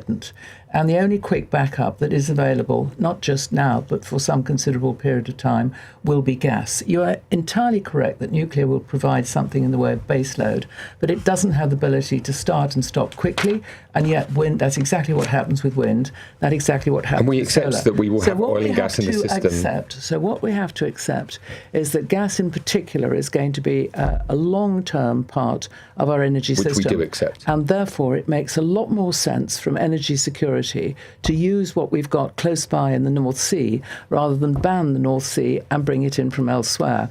And the logic does not dictate a current energy policy. A logic dictates something that, yes, we carry on doing a renewable programme and so on, but we reflect the reality of use. Okay, but can I just say this? It is bizarre that in this crisis, where our dependence on oil and gas is one of the reasons why we are in this problem in the first place. The reason why we had to have a £60 billion energy bailout by the government under the Conservatives as a result of Ukraine. The reason why half of our recessions since the 1970s are as a result of our dependence on oil and gas. That the first thing the Conservatives want to talk about is something that is, in the end, extremely marginal to our energy security. It's a cultural war. It is a cultural war that Kemi Badenoch is trying to exploit. There's no doubt about it. Are you seriously telling us that if we start exploring more gas and oil in the North Sea, that is going to somehow solve all our problems? Because no, and I didn't say that. But that's what I'm asking. Why is she using it as a wedge issue? So she's following Farage on this. So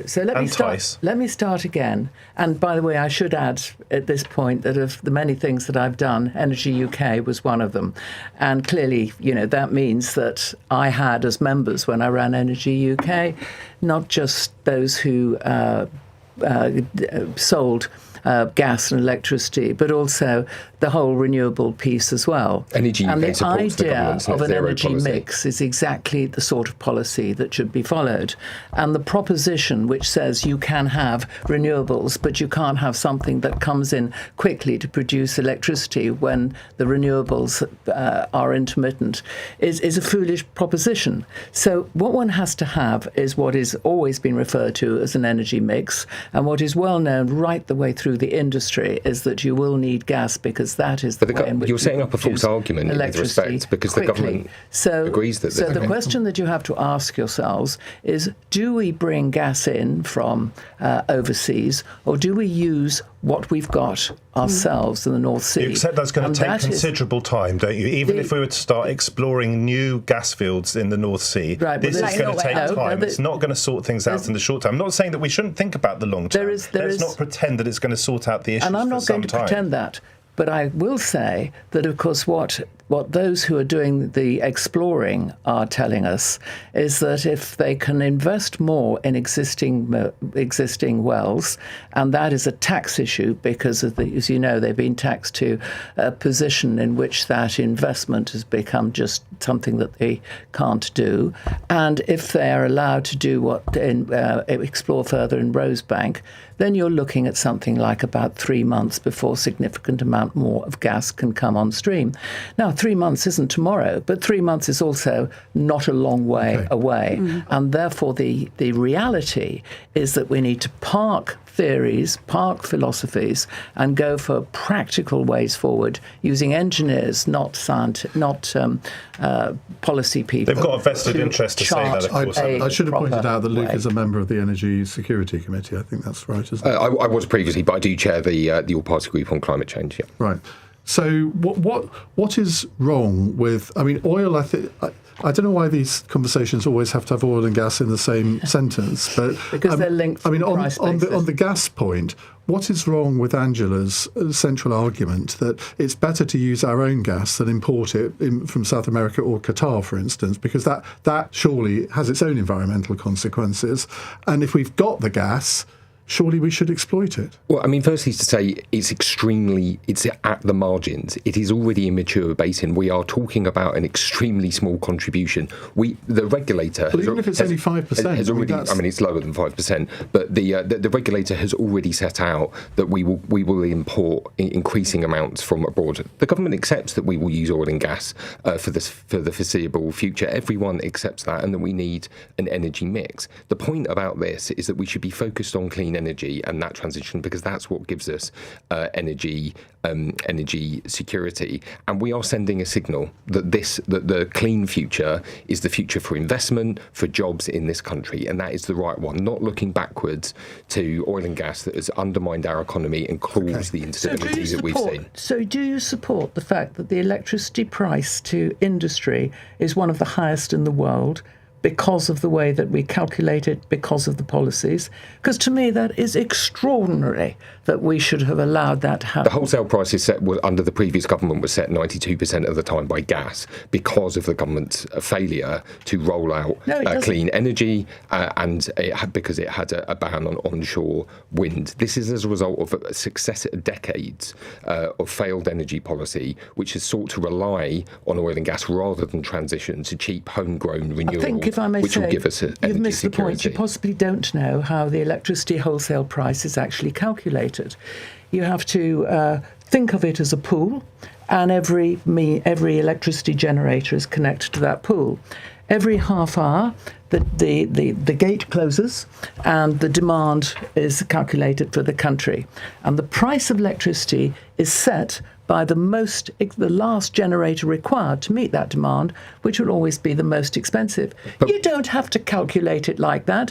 And I think you need to look back to see where that calculation was set, which I think was when Ed Miliband was Energy Secretary last. We've had years and years of Tory government since then when they could have changed it. Well, look, I entirely agree. I entirely agree. From the perspective of consumer and particularly industry, as a major user of electricity, we need to change. On that very detailed point, we are trying to break that link by bringing more renewables onto the system, something which the previous government abjectly failed to do. Right. That's the final word on this subject. We're going to move on to something else in a moment. 8:32 news headlines on LBC with Katie Dartford. The Prime Minister's summoned energy, shipping and insurance bosses to Downing Street as the Iran war threatens to push up the cost of living. Sir Keir Starmer urged them to join a joint effort in combating the impact of the crisis. Millions of car drivers could receive an average payout of £830 in compensation over missold car finance deals. It estimates more than 12 million deals are taken out between 2007 and 2024 are eligible. And the nightclub at the centre of a meningitis outbreak in Kent says it'll reopen on Thursday. Chemistry in Canterbury says it'll impose a zero-tolerance ban on smoking and vaping. LBC weather becoming gradually cloudy from the west, but eastern areas staying clear to start. Cloudy for most later on with a few spots of rain, lows of 3. This is LBC. Fancy a trip to France without the fancy price tag? Go all Irish. With great low prices, travel from Dover to Calais with Irish ferries and you'll have France at your feet in 90 minutes. Can, less. More money, less money. You get the picture. Get a warm Irish welcome on board and a cool pint of the black stuff on us. Zero alcohol, of course. When you book direct at irishferries.com. Go on then. Irish Ferries. See travel differently. T's and C's apply. JP Morgan Personal Investing gives you the clarity to make more informed decisions on your investments, which is great because right now something else just became crystal clear. Your kid just outgrew the kids menu. Now he's ordering a truffle gnocchi? You consider making a don't gnocchi it till you try it joke, but now's not the time. Now's the time to grow his world, one bite at a time. Search JP Morgan Personal Investing. Invest with clarity. Capital at risk. When we think of Easter, why do our brains go straight to eggs wrapped in foil and not lamb joints resting in foil? Think outside the chalky egg box and enjoy a third off delicious British lamb joints. Cook them low and slow until tender enough to carve with a spoon. Or roast with a rosemary and lemon thyme infusion. Chocolate eggs are only the beginning. Save a third on all British lamb roasting joints at Waitrose, the home of food lovers. Selected lines in stores subject to availability. Prices may vary in Channel Islands, Little Waitrose and Partners and concessions. Offer in 6 of April. Leading Britain's conversation. Cross Question with Iain Dale. Alexa, send a comment to LBC. 8:34 on LBC. Let me reintroduce my panel. Angela Knight is here, former Treasury Minister, former head of Energy UK and the British Bankers Association. Anything else we want to add to the list while we're at it? I know. Did I do arms export? No, I didn't. Oh, thank goodness. I did a fair number of unpopular jobs in my time. Luke Murphy is Labour MP for Basingstoke. Matt Stadland, broadcaster and podcaster with the 20 Questions with podcast. Am I still in the top 5, my episode? You slip, but you're still in, I think, possibly still in the top 10 out of 163 in, which is not I'll bad. I'll take that. And Tally Fraser is assistant editor of Conservative Home. Right, Lucy says, is Kemi Badenoch allowing Islamophobia to take root in her party? Now, as we heard during the last hour, the Conservative leader is still defending her Shadow Justice Secretary Nick Timothy over the comments he made about a prayer gathering in Trafalgar Square during Ramadan. Angela, let's start with you. I'm not sure I can comment on this. I don't think I've been watching or listening to this argument particularly. So I wasn't aware that there was any question of defending Islamophobia. I thought that what Kemi Badenoch was doing is she was defending everybody's rights and equality between different groups, different religions. I thought that she was raising concerns from time to time where something seemed to have stepped over the line. So I'm sorry, I'm not really able to contribute to this discussion at all. I'm aware that there was the concerns raised about that mass prayer in Trafalgar Square, which I suppose, some will have found that uncomfortable, to say the least. Others will have been relaxed about it. I'm always so somewhat bothered when religion seems to get itself into the political environment. To me, religion should stand to one side and shouldn't get itself tied up in politics. But it has got involved, and it's got involved because the Shadow Justice Secretary, Nick Timothy, who seems to have a real bee in his bonnet on this issue, and he replaced Robert Jenrick, who I think also has a bee in his bonnet on this issue, complained that Muslims were praying in Trafalgar Square, where Christians, Sikhs, Hindus, Jews have all expressed freely their religion in the past. And indeed, yesterday, in Trafalgar Square, we had Palm Sunday. I didn't hear Nick Timothy talking about Palm Sunday celebrations yesterday as dominating or attempting to dominate. Wasn't he using a word that was used in the Quran, that sort of Islam should dominate other religions? You don't dominate by praying. Sadiq Khan, our democratically elected mayor, who encourages the expression of the Christian religion, the Jewish religion, the other religions in Trafalgar Square, in that public space, he was not attempting to dominate in any way. I thought they were disgraceful comments. And what's more, I thought it was disgraceful of Kemi Badenoch to defend them in the way that she did defend them. You said when you were interviewing Kemi Badenoch, very interesting interview earlier on the show, you talked about Nick Timothy having used clumsy language. There was nothing clumsy about his language. It was very deliberate. And again, it is using this area of public life as a wedge issue. We know that Kemi Badenoch and the Tories are terrified of their right flank in the form of Nigel Farage. They're playing the same sort of games. They're dangerous games. Of course, there's an issue with Islamism in this country. Of course, there's an issue with Islamic extremism. But it is also true that Islamophobia and anti-Semitism are running rampant. They're running rampant in slightly different ways, but they are running rampant. And whenever we see them, whether it comes out of the mouth of the Shadow Justice Secretary or someone on the street, we should call it out. Would you call out the splitting up of the sexes in Trafalgar Square? I'm not a fan of people praying separately. Islam is not my faith. Judaism, although I'm half Jewish ethnically, is not my faith. I was confirmed as a Christian. I then lost my Christian faith. I like praying with people from both sexes. However, we have a very fundamental principle in this country, which is freedom of religion. And women and men are able to pray as they wish. And to try and pick out that Muslims praying in Trafalgar Square, I think is disgraceful. I made a documentary for the BBC years ago in an Orthodox synagogue. Men and women prayed separately in synagogues. It's not just Muslims. Leave people to pray as they wish. Okay, Tally. I think a lot of this does come to difference of opinion. I am Jewish. My home synagogue is a segregated one where women and men sit separately. I've grown up. Do you approve of that? I've grown up with it. I think. I think it's part of the rooting of lots of major religions. In Catholicism, you're not going to find, any women at the head of that. And I personally I'm okay with that. I'm okay with people practicing within that. I'm also okay with public prayer. I think the iftar in Trafalgar Square was fine. I think it was a community event. I think part of it is welcoming in, they're breaking their fast. I'm okay with that. Like, I'm okay with Hanukkah celebrations in Trafalgar Square. Nick and I, would disagree on this. But I also think that that's okay, that we have difference of opinion on something like this. Up to a point, but you know as well as I do that if any organisation said, OK, black people over there, white people over there, they wouldn't exist within 12 hours. So how come religions are given an exemption on this kind of thing? What, in terms of gender segregation? Yeah. I think it's outrageous. Yeah, well, you may think it's outrageous. That's totally fine.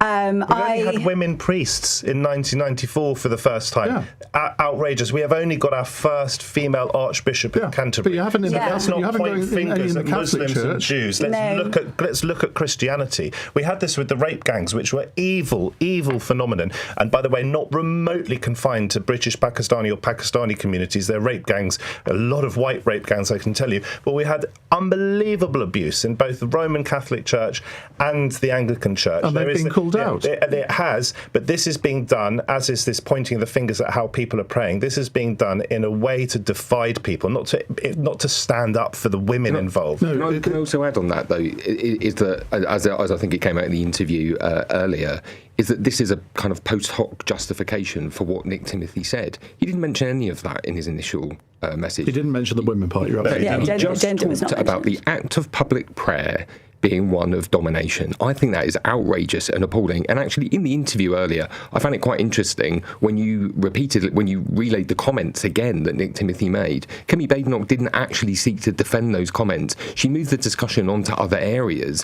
What Nick Timothy did we've got to look at the motivation behind putting out that kind of message. It is actively trying to divide people. You can debate different facets of different religions, but on the basis of what he said, he should have been sacked. It is. Well, you see, on that, I think Keir Starmer forced her to defend him. And I suspect, I mean, you heard me ask her, have you not sat him down and said, look, you need to be a bit more careful in future? I suspect there has been a conversation along those lines, but she's never going to admit it because she would have to admit that Keir Starmer had a point. Yeah, well, and I do think there's some uncomfortability within the Tory party on this issue. Well, James cleverly, fair play to him, he disassociated himself from the remarks, and rightly so, because they are outrageous, because it is someone in the shadow cabinet who is actively trying to divide people. You mean a bit like Keir Starmer when he was in the shadow cabinet, sort of tolerated Jeremy Corbyn's various shenanigans? Well, I don't think Keir ever thought that the anti-Semitism in the party. No, but he never actually spoke out about it in public, did he? Well, I think I don't think you could claim that Keir Starmer hasn't tried to eradicate the state. Oh, since he's been leader, absolutely. Could I just quickly return very briefly, please, to the grooming gangs? Because I would like to clarify that there was a massive issue with those gangs, not just the evil of the gangs themselves and the appalling abuse that they perpetrated on girls and women, but also the fact, and we know it's a fact, that some in authority didn't deal with it because they were worried about being called racist. That is a scandal, and that should be looked into. And that's, to be fair to Kemi Badenoch, she did point that out. She didn't point to that until this year. She wasn't around talking about this 5 years ago, 10 years ago, 15 years ago, nor was Farage, and we've known about the evil of these rape gangs for a very, very long time. OK, on that controversial bombshell, we will go to a break. It's 8:43. This is LBC. Kayak isn't just another flight comparison app. When you download the Kayak app, you download flight enlightenment. With Kayak, you see things others can't, like the latest great deals from both airlines and booking sites. You can filter your searches and set up price alerts so you're... Not now. Oh, sorry. So you're notified when there's a price drop on the flights you want. See more, do more, save more with Kayak. You can do the gong now. Download the Kayak app today and go see for yourself. At Pets in a Pickle, we're here when it matters most. For fuss-free pet insurance policies as unique as they are. Visit petsinnapickle.co.uk. Here's a tale of two commuters. Steve was in a rush and needed to park near the station. Jane also needed a space and booked in advance with Your Parking Space. Steve had a meeting at 9 and panic at 8. Nowhere to park. Jane, she's already in the office and enjoying that morning latte. With Your Parking Space, you can browse thousands of spaces across London and reserve the perfect one instantly. Get £10 off your first booking. Download the Your Parking Space app today. When we think of Easter, why do our brains go straight to eggs wrapped in foil and not lamb joints resting in foil? Think outside the chalky egg box and enjoy a third off delicious British lamb joints. Cook them low and slow until tender enough to carve with a spoon. Or roast with a rosemary and lemon thyme infusion. Chocolate eggs are only the beginning. Save a third on all British lamb roasting joints at Waitrose, the home of food lovers. Selected lines in stores subject to availability. Prices may vary in Channel Islands, Little Waitrose and Partners and concessions. Offer ends 6 of April. This was made with human intelligence. And artificial intelligence. Just like Intuit QuickBooks Business Management software. If you're a sole trader earning over 50k from April 2026, making tax digital means you have to file your taxes online. But new QuickBooks AI has automated tools to help make compliance easier. I was going to say that. I'll do it with Intuit QuickBooks. Cross Question with Iain Dale on LBC. Call 0345 6060 973. 8:45, Angela Knight, Luke Murphy, Matt Stadler and Tally Fraser here taking your calls and questions. Shazad is in Birmingham. Good evening. What would you like to say? Hiya. Hello, panel. So I just wanted to ask, should Labour ban first cousin marriages in the UK? And if not, why are they still happening in the UK? And why are job roles being advertised for neonatal close marriage nurses? And why are my taxes going on that? I'm taking it that you're against first cousin marriage. So is the government trying to appease the Muslim vote by doing this? This is for the panel. OK, Luke. I don't think the government is seeking to appease anyone. I think, I've got to be honest, it's not an issue I know a huge amount about. I think it is something that obviously the government could consider looking at. I know this is something that people have raised in Parliament, but just going back to the previous discussion, I do think there are some of these things that people are picking out in order to drive division within our societies rather than having an intelligent, informed debate about them. So I think it's something the government could look at, absolutely. But to be frank, I would want to understand more about the issue to understand how widespread it is and how much of an issue it is actually in the UK today. Matt?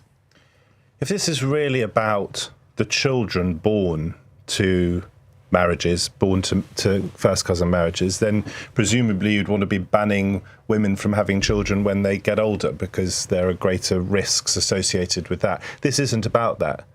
This is about people like Rupert Lowe trying to shift the Overton window and trying to drive division. I'm absolutely certain about that. Would I marry my first cousin? No, I'm sure all my first cousins wouldn't want to marry me either. And are there I snogged my first cousin once. Man or woman? Woman. Oh, there is. I've got a headline from your show here. I know that is. Unfortunately, I have said this before, so it's not the news. And yes, I mean, to jump in here, there was a report relatively recently, which I heard on a radio programme, but not yours, I'm afraid, Iain, and it was one that, it was a medical report and done by a series of professionals.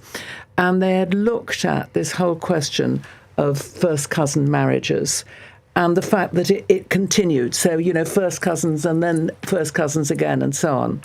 And the consequence of that being that you could bake in genetic problems and therefore sort of long-term medical issues and bad medical issues for the children. It didn't come up with a conclusion other than there needed to be some education in those areas where it had a preponderance of that sort of marriage. So I think that this caller has certainly raised an issue as to whether one could ban it. I'm not sure that is the answer. Would you unmarry, for example? Would you unmarry people who are already married? No, you can't do that. But there is nobody's. That's what I'm asking. I'm just pushing. I'm saying, if we're going to take this question seriously, let's push it. Not suggested that. No, I wouldn't put it past him. Actually, I wasn't up for pushing it. I was up for seeing what are the medical reasons. And I'm not sure of them. Yeah. And the answer apparently is yes. But we ban brother-sister marriage, so we can ban first cousin marriage. You can ban anything in the end. The question is whether you're going to.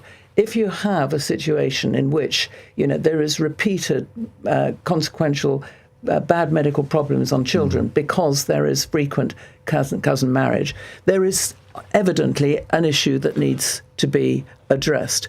Whether banning is right, I'm not entirely sure. Charles Darwin married his first cousin. Did he really? Lots of people married their first cousin. You may have only snogged yours, but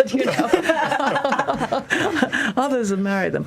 There's a problem there. Is there an issue in the Jewish faith with this? I don't. I've not been aware really of anyone that I know who is in a first cousin marriage. I think this topic actually came up originally this Parliament because Richard Holden, the Conservative MP and shadow cabinet member, I think maybe tried to do a private member's bill or 10 minutes, something like that. But the government didn't seem, at least at that time, particularly interested at all.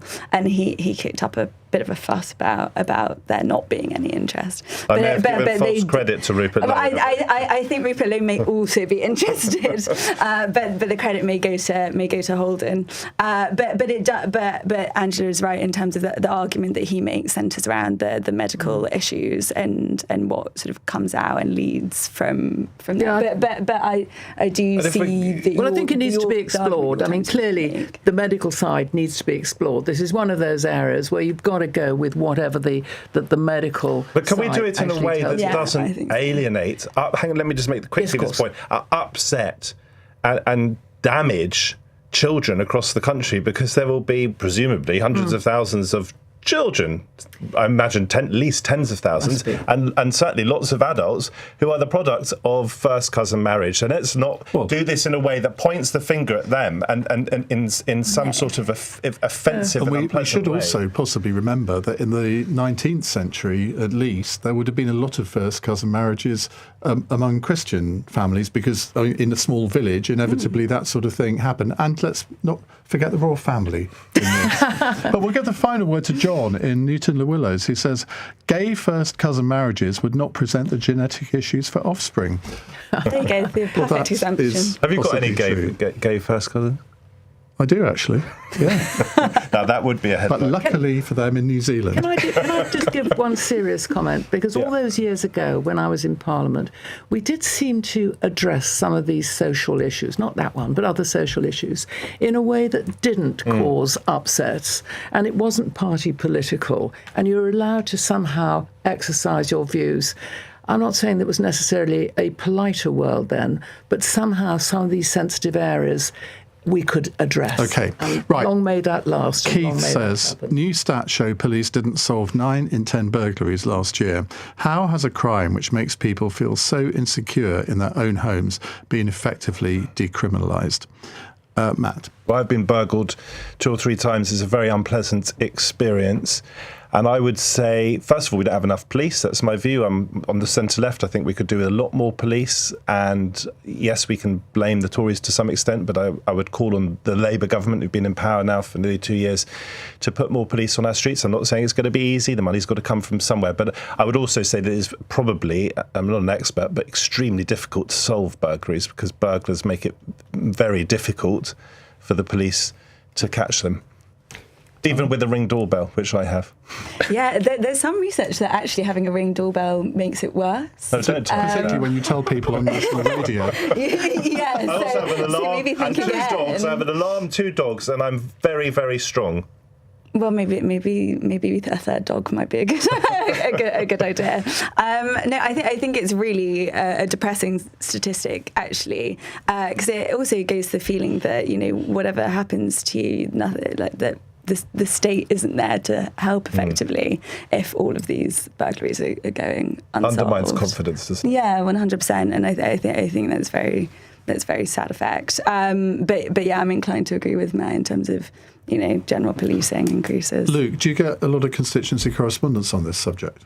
Not on burglary specifically, but I think a lot of people feel, understandably, that a lot of everyday crime goes unsolved. I think the last government literally decriminalised shoplifting. I don't think the government has done that to burglary, but clearly these figures are not acceptable. The government is working to tackle it. As Matthew pointed we do need more police on the streets. There'll be 3,000 more on the streets by spring, and 13,000 by the end of the Parliament. And the government's also reforming the police service. So you have a national police service focused on big crime, counter-terrorism, national threats like gangs, and then reforming and streamlining our local police forces so there are fewer of them, and then we can put more resources to the front line so that police officers can be tackling everyday crime. I think burglary, I think as others have alluded to, is one of those crime. I mean, all crime is obviously affects people individually, but it really goes to the heart of how you feel emotionally about where you live, about wanting to protect your family and your personal safety. So clearly these figures aren't good enough and we need to do much better, and I do think the government's reforms as well as investment to put more police on the street is the answer, but I don't want to be sitting here in a year's time or 2 years' time if you'll have me back so often. Well, I think you're dressed in your black shirt, you could be our new head of security. There we go. Angela. It will be interesting to see if those reforms work, because it's absolutely true that what people care about is what's happening to them, to their friends down the road, the area in which they live, whether it's rubbish, whether it's burglary, whether it's mugging or whatever. And for too long, it seems that those crimes have just not had the attention that they deserve. Is it because there isn't enough of a deterrent? Well, I think that is partly the case. I think partly the case, the point that Matt's made, is there not enough police doing that. It's also hard to solve it. I just think it is hard to solve. Yes, I'm sure it is. But at the same time, do you want it to be hard to solve and nobody turns up at your house? Or do you want it hard to solve and at least they come? With phone theft, by the way, we know how insidious that is. Yeah. I'm a Londoner, born and bred, lived here all my life. Bad luck. Had my phone. I love the city. I love it. And I will champion it till the day I die. But having had my phone nicked from behind by a chap on a balaclava on a speed bike, it's an unpleasant experience. It's in not a totally dissimilar way to your house, because you worry whether they might have got into your phone. I don't think they did. But the point is that this has happened to enough people for it to impact on the way Londoners feel about their city and about going about their daily business. And that's why clamping down on crimes, phone theft, burglary and so forth, where you can, really matters. Right. So I've been mugged 3 times. Okay, not badly. Every time it's my handbag. Once was in Charles de Gaulle Airport in Paris. Once was on the train station in Brussels. And the third time was here in London. And the only time that anybody paid any attention was here in London. So Well, on that uplifting note, let's move on to a question about Donald Trump, because I know everybody has been wanting a question on Donald Trump. Nicole says, with Trump getting madder by the day in his rhetoric about this war, is he an active threat to our peace and security now? Well, the president has now threatened to obliterate Karg Island, which is central to Iran's oil supplies, unless Tehran agrees to a deal to reopen the Strait of Hormuz to all shipping shortly. His word, not mine. Right, 30 seconds each if we can. Luke. Needless to say, we don't want to see that happen. We need de-escalation. That's why Keir was right to keep us out of the war in the first instance, whereas Kemi Badenoch and Nigel Farage wanted to rush the war. Clearly, we need to negotiate and de-escalate, because that would not be in our economic or defence interests, which is why the government is working with our allies to seek to de-escalate in the region, which I think has got to be everyone's focus. It's in no one's interest to see a massive escalation like that. Angela. Well, I think Trump has now found that starting a war is much easier than finishing one. And we're in a situation where he seems to be just coming out with a different idea on Truth Social or somewhere else, every 24 hours. Is he getting madder, or was he always like this? Well, he's always seemed a bit like this to me. I think if we are going to get any solution to this war, it will be the Gulf countries that will do it. And I doubt that Iran's going to make any difference between if it's us, if it's between the US, ourselves, and others. I think that we're all going to be put in the same pot together. I interviewed Donald Trump 14 years ago, and he wasn't at all like that then. But as in the words of the ABC song, that was then, this is now. This is now. Matt. Whether you think it was right to go to war with the Iranian regime or not, whether that's because of the nuclear threat, whether that's because of regime change, what we are witnessing is what we all feared, and that is a war conducted by a man who used to be a reality TV show host and boasted about grabbing women by their genitals. It's terrifying. And the way he conducts himself in public, on social media, the way he talks to his allies, has forced not just our Prime Minister, but leaders across the world to reorientate the way in which they see America. And that is a massive shift. Okay, Tally? I think that maybe he thought this was going to be a sort of other Venezuela, and that it would be very simple. And I think you're right in that, he likes starting and maybe doesn't know how to finish. But I think if anything, in terms of our peace and security, like Nicole mentioned, hopefully it will refocus minds on our own defence and our own defence capabilities and see some actual investment. Right, our fun question from Vaz in Warwick. Earlier today, Andrew Rossendale lost his battle to get access to his old constituency office after defecting from the Conservatives to Reform UK. If you could take one thing with you when leaving any previous or current job, what would it be? What did you want to filch from the LBC studio, Matt? Well, I would say friendship. I've taken many. I've taken quite a few friendships from my time as an LBC presenter, and they sustain me to this day. Isn't that very sweet? I am a pilferer. I seem to nick wherever I go. So when I was at the Spectator, I used to take. Radio, by the way. I know. Sorry, Spectator. I'm just declaring this now. Michael Heath is one of their cartoonists, and he'd leave his sketches. He would leave his early drafts, and they were Tipp-X'd over, and they weren't usable, but they were fantastic. So I'd take them home, and I also took from the Mail on Sunday. I got an e-scooter, a free e-scooter from the Mail on Sunday that was hacked to go at 40 miles per hour. I still have that in my flat. Angela Knight, what would you like to confess? Well, I'll have that e-scooter. It's worth a pretty penny as well, and they never ask for it back. Actually, I was going to say my sanity when leaving the BBA, but that's wrong.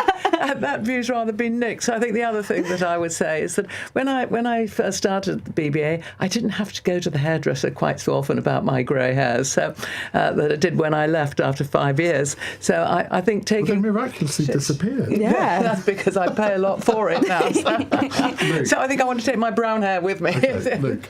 Matthew's already stolen my answer. Genuinely, some of the friendships I had at the charity I worked at before I was in Parliament, so IPPR, I saw one of my really good friends from there on Saturday night, and those friendships, close to politics but actually outside politics, really do kind of sustain you, and I really cherish them, and I made a lot of friends there. So what we've learnt is the two left of centre panellists take one view on this, and the right wing will take another.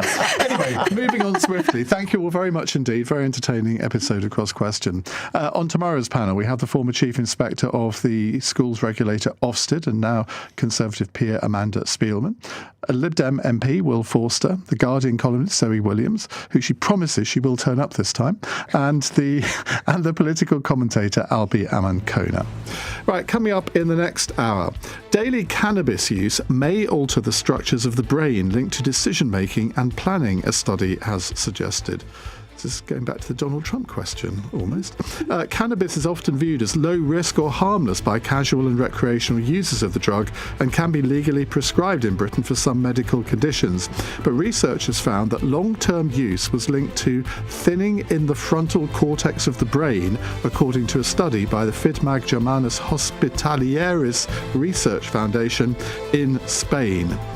Does that undermine the arguments for legalising cannabis? 0345 6060 973.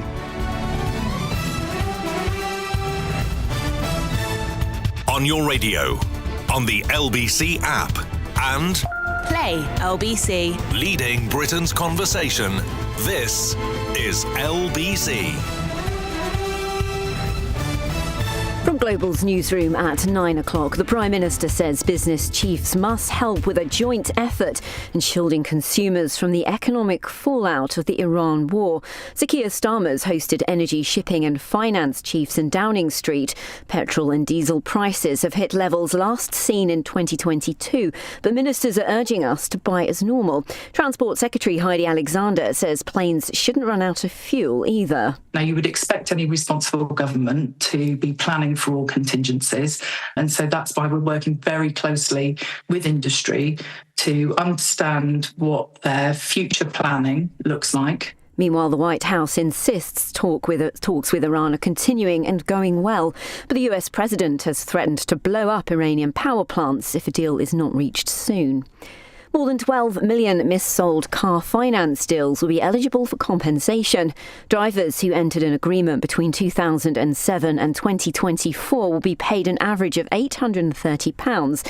Firms are expected to pay out around £7.5 billion in compensation and to contact customers directly. Solicitor Kevin Durkin says it may be more complicated. There are a number of rules that underpin this scheme, and they are quite detailed and require reading and rereading, even as a lawyer. But it needs to be tested as to how simple this scheme is. Police in Derby have been given until tomorrow night to question a suspect arrested after several pedestrians were hit by a car. 3 of the 7 people who were seriously hurt on Saturday night have been discharged from hospital. Residents opposed to plans for a Chinese super embassy in London will have their case heard in the High Court in June. They claim their security fears have been ignored, something the government denies. And the nightclub where it sought an outbreak of meningitis in Kent started is reopening. Bosses at Club Chemistry in Canterbury have confirmed they'll start letting people back on Thursday. There have been no new cases in the city in 9 days. In the city, the FTSE 100 has closed up 160 points at 10,127. The pound buys $1.31 and €1.15. LBC weather becoming gradually cloudy from the west, but eastern areas staying clear to start. Cloudy for most later with a few spots of rain, lows of 3 degrees. Cloudy tomorrow with some patches of light rain to start with, but brighter in the far northeast than elsewhere by the afternoon. Highs of 16 degrees. From Global's newsroom for LBC, I'm Katie Dartford. This is LBC from Global, leading Britain's conversation with Iain Dale.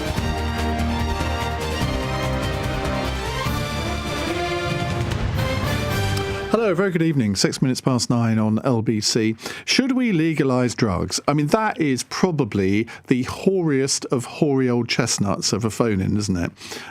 Not really intending to go down that road tonight, but I do want to talk about drugs. and whether some scientific developments today have actually, in some ways, undermined the case for legalisation. Because I think that there are always two sides to this argument, aren't there? Well, we should be very liberal. We should trust people to take the right decision for themselves. But then others say, yes, but the state has a role here. The state has a role to protect people from themselves. I mean, I suppose that's the ultimate nanny state, isn't it? Well, today we learn that daily cannabis use may alter the structures of the brain linked to decision-making and planning. Cannabis is often viewed as low risk or harmless by casual and recreational users of the drug, and that's certainly been the argument over the years, hasn't it? That it is the lowest form of harmful drug that there is. People say, well, it's not as harmful as alcohol, for example. So if alcohol can be legal, why can't cannabis? That deflects from the fact that nowadays there are many forms of cannabis that are much stronger than the cannabis that was around when I was in my youth. Anyway, these cannabis can now, of course, be prescribed in Britain for some medical conditions. So I think that is a very rare occurrence. Now, researchers in Spain have found the long-term use of cannabis was linked to a thinning of the frontal cortex of the brain. Now, thinning in this area, which is involved in the high-level planning and executive function, could mean a loss or shrinkage of important brain cells or fewer connections between those cells. Anna Aquino-Servin, who's the lead author of the study, and it was carried out, and I'm going to pronounce this wrongly, by the FIDMAG Germanus Hospitalieris Research Foundation in Spain. Anna Aquino-Servin said that the findings meant that regular heavy users of cannabis may find it hard to be motivated to do complex tasks. She said executive functions are really complex processes, and it includes planning, decision-making, working memory. They are the processes that we need every day to deal with daily problems. Maybe they, i.e. regular cannabis users, don't have a big struggle to do some tasks, but maybe the brain needs to do more work to do it. We can probably find degrees in productivity also in doing work tasks. I think another issue that can be going on here is the relation between cannabis use and a decrease of motivation. There's some evidence that cannabis users have less motivation. So this can also lead to a reduction of starting tasks. Now, I wonder how much of that is new to any of you listening. Do you remember The Young Ones? And there was a character in that played by, I'm looking at the gallery for some help here. Was it the one that was always a bit spaced out? And he fits exactly the description of what Anna Aquino-Servin said then. And this programme was made in the 1980s. Now, I think that, I suppose we have a general stereotypical view of cannabis users as being a little bit spaced out. But do you think that if you are a user of cannabis, excuse me, if you are a user of cannabis, I would really like to hear from you to see whether you think the conclusions of this study apply to you. Nigel Planer's character was called Neil. Absolutely. I nearly said Nigel Planer, but I thought, no, I'm going to get that wrong. That'll be one of the other ones. I should have trusted my instinct. I haven't been smoking cannabis, so that hasn't affected my decision-making process here in any way. In fact, I've never, ever smoked cannabis, so I'm exactly the worst presenter to host this discussion, because, of course, all my other presenter colleagues, no, I won't go there. Right, David Rains is from the UK National Drug Prevention Alliance and joins me now. David, very good evening. Now, is what I've just described from this study news to you? How do you think it changes the debate, if at all? Well, you're making me smile, Ian. Well, that's half the battle won then. Yes, I mean, there was some tongue twisters in that, wasn't there? Well, we're not surprised. I'm certainly not surprised. I mean, I've been involved with the drug scene for 50 plus years. It's been quite apparent to me that cannabis users frequently are, as you described. And there's lots of other studies. Although this is a recent study, is interesting, there's been quite a few other studies, and, they'll be easily findable via Google for those who are interested, on human subjects.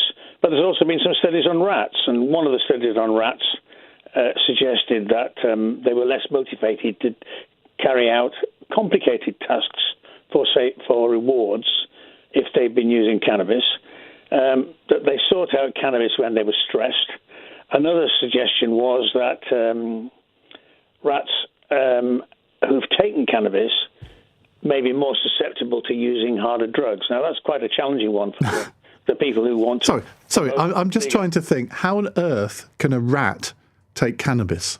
Or is it injected? Well, I don't know how the experiments are there, Ian. And when I go off air, your research will be able to drag them up. If they do rats and cannabis on Google, they'll find the studies.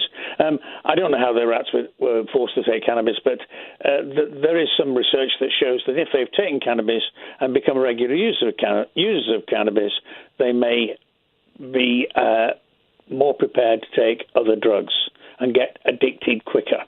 Now, apparently they use vaporized cannabis, whatever that is. Say again? Apparently they use vaporized cannabis. Yes, well, there you go. So the background to this research that you've described today has been there for a long time. This is just reinforcing, really. Cannabis is much more harmful than most people are led to believe.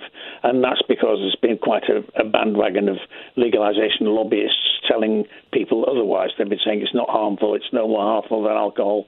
Actually, it contains the harms of alcohol and tobacco combined, and more so. The recent research about cannabis is suggesting that it's teratogenic, like thalidomide. It causes birth defects. Other research that it... Well, surely you should qualify that a little bit and say it can cause birth defects. Well, yes, none of these things. It's like people who smoke tobacco.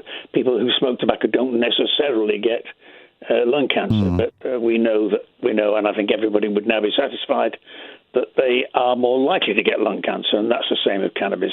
All these effects of cannabis are like that. Birth defects is one thing. And the mental illness is the thing.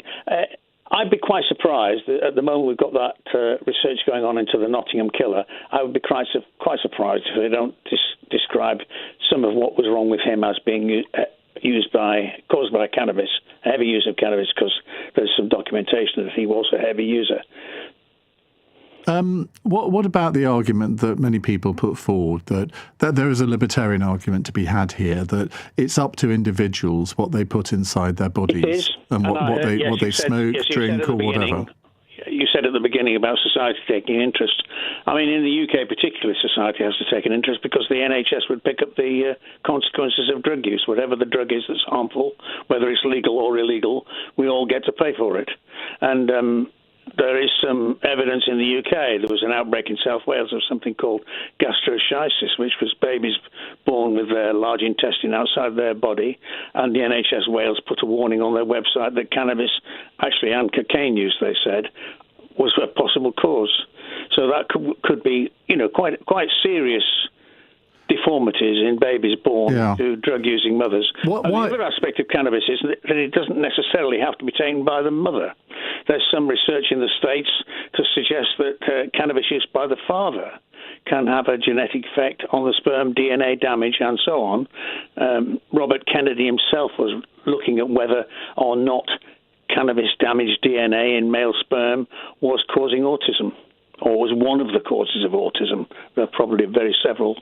Why is it, though, do you think that, and I'm sure I'm going to get some calls saying this, that when it is quite clear that for many people, taking drugs, whether it's cannabis or something stronger, it is dangerous. It can have effects. It can have psychotic effects. Yes. It can affect your ability, as this study shows, to make decisions. It can affect your motivation. It can affect the rest of your life. So why, in those circumstances, would anyone make the logical decision of taking a drug? Well, the youth is less cautious than adulthood. And a lot of the people who use drugs for the first time use it in their youth. It's rare that people open their drug-using careers in their 30s and 40s. But we all know... I would say that was probably the case in the 70s and 80s. I'm not sure that is the case any longer. Well, you could possibly say that with cocaine use, it's become habitual for a certain kind of people to use cocaine. But those people probably were more... In fact, the first drug that people use is probably tobacco. If you smoke tobacco, you're more likely to smoke cannabis. You're more likely to smoke crack cocaine. That's the sort of gateway path to using drugs. So, I mean, just to round this up, obviously you believe that cannabis should remain a prohibited drug. I think, Ian, I think it's probably bound to in the UK because the two main parties are definitely against it. I mean, the Liberals have tinkered with legalisation of cannabis, but I spoke at their conference, and what I deduced from the people I spoke to was that it was all about trying to get some young voters. And we know the Green Party now are tinkering with total drug legalisation, amazingly. Yes. And one would have to suspect that is also about capturing some young voters. So, but the two main parties are emphatically against it. The last time cannabis legalisation was discussed in Parliament, about 20 MPs turned up, and not all of them were for it. So there isn't a strong body. And this particular Parliament that we have now, let's remember that they're talking about more restrictions on tobacco use and sales of tobacco to people born before a certain date or after a certain date. So there's no great move in Parliament to do it. The NHS is stretched. The consequences to the NHS, I mean, there's a thing in the States called cannabis hyperemesis syndrome, which is uncontrollable vomiting caused by heavy cannabis use. And one only has to look up hyperemesis syndrome in the US and look at the emergency room procedures. It's off the scale. And the impact on the UK, if there was widespread cannabis use, would be serious. At the moment, tobacco use in the UK is about 14 to 16% of the adult population. Cannabis use is about 7%, 7.5, 8%, something like that, of adult population. So there's lots of room for it to increase, and there's lots of room for more use by the same users, longer use, whole-of-life use, which tends not to be the case now. Thank you very much indeed. That's David Rains there from the UK National Drug Prevention Alliance. Well, I mentioned Neil from The Young Ones being a good example. OK, it's a comedy, I know that, but a good example of somebody who clearly suffered the effects of cannabis use. David has come up with another example, and he's absolutely right. But you have to be someone of a certain age, basically my age, to get this. Dylan in the Magic Roundabout in the 1960s was a typical cannabis user. I think I'm right in saying Dylan was a hare, wasn't he? Right, we'll come to your calls in a moment. Do you think that the conclusions of this study demonstrate that legalising the use of cannabis would be a retrograde step and it would effectively encourage people to abuse their bodies? 0345 6060 973. And I say that as somebody who has travelled a bit of a journey on drug use. Well, not use. I've still never ever taken an illegal drug. But I used to believe that we should fight the war on drugs and try to win it. I no longer believe that war can be won. So therefore, I believe that we have to come to some form of compromise and regulate drug use in some way, just as many other countries have done, just as many states in the United States have done. If they can do it, I think we should probably be able to make it work. But I recognise that the results of this study show an increasing danger to people who are heavy cannabis users. Are you one of them? I've never actually said before, if you're a cannabis user, give me a call. But give me a call, 9:20. This is LBC. Close your eyes.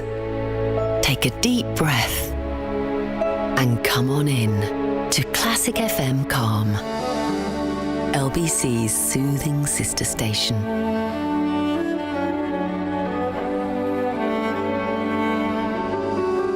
Find peace in the music with Classic FM Calm. Listen on Global Player or ask your smart speaker to play Classic FM Calm. You want your car in good hands with expertise? Halfords will keep it moving this spring with ease. You want your annual service ticked off? That's great. And in store, we'll fit batteries while you wait. You're never far from a garage or store for fitting, fixing, checks and more. You want mobile experts to fit tyres on your drive while you relax and take 5 to keep moving forwards with none of the fuss. You want Halfords, the name you can trust. Full T's and C's and exclusions apply. See halfords.com for details. At HA Bell, we believe investing is for everyone. And when we say everyone, we mean Your dad, Dan, Danielle, Dean, Dave, Dale, Dale's delivery driver Denise, Denise's dentist Dinesh, and Devon's strongest man, Donathan. Donathan? That can't be right. Donathan? Well, whatever your name is. If you're a real person, investing is for you too. AJ Bell, feel good investing. The value of your investments can go up or down. Spring has sprung. Buy any 6 bottles of wine and save 25% at Waitrose. Perhaps a citrusy Lamonette agave, perfect with halloumi, fresh off the BBQ? Or Esprit de Puissignan with notes of ripe red berry. And maybe go all out with a crisp bottle of Veuve Clicquot champagne. Cheers to spring. Buy any 6 bottles of wine and fizz and save 25%. Waitrose, the home of food lovers. Selected stores online. Subject to availability. Excludes Scotland box wines and bottles price £6 or under, £100 or over. Iain Dale. Call 0345 6060 973. Text 84850. Alexa, send a comment to LBC. 22 minutes past 9 on LBC. We're talking about a new study which shows that heavy use of cannabis could lead to long-term health defects. Let's go to Journey in Tottenham. Hello, Journey. Hello, how you doing? Good, thank you. What would you like to say? I think I was interested in the phrasing of the study that you talked about, how long-term usage of cannabis can influence the frontal cortex and the decision-making, etc., and how it can affect that pathway. But I feel like that's sort of an inevitable sort of cause. If you're going to use a substance, it's going to influence the way you think, the way you feel, the way you kind of behave. And it's not surprising really to me that taking a lot of weed is going to make you, I don't know, change the way you make your decisions. And it might not even change that for the worse, if you know what I'm saying. Well, I think Neil was a lovely guy in the young ones, wasn't he? He was a sweet guy. Yeah, that's true, but not somebody who you'd want to give a job to, probably. But I mean, let's not limit the guy. You know, there might have potential in there. You just got to believe in these people. That's the problem. You know, you can't judge them at face value. But what fascinates me is if you are convinced by the results of studies like this, why would you then want to take cannabis ever again? Well, the way I feel about it is I think it should be a controlled substance, right? Like when you're mentioning the war on drugs, we should know by now that any war is not always going to be war is bad, essentially. Going to war against something isn't going to solve it. It's just going to cause further conflict inevitably. And we have to understand these things. That's a gross generalisation. Well, I'm talking about the war on drugs. Yeah. You know, going to war on the idea of people taking drugs. Like, we're never going to... I think in order to solve sort of abuse, which is the issue here, like long-term usage and abuse of a substance is going to cause an impact on people's lives. And so, we're not going to solve abuse by criminalising everything and creating stereotypes and villainising sectors of society. That's clearly not worked, has it? No, it hasn't. And that's why I've changed my mind on it, because I thought, in the 1980s, Nancy Reagan launched a campaign called Just Say No, which in theory was a very good thing to do.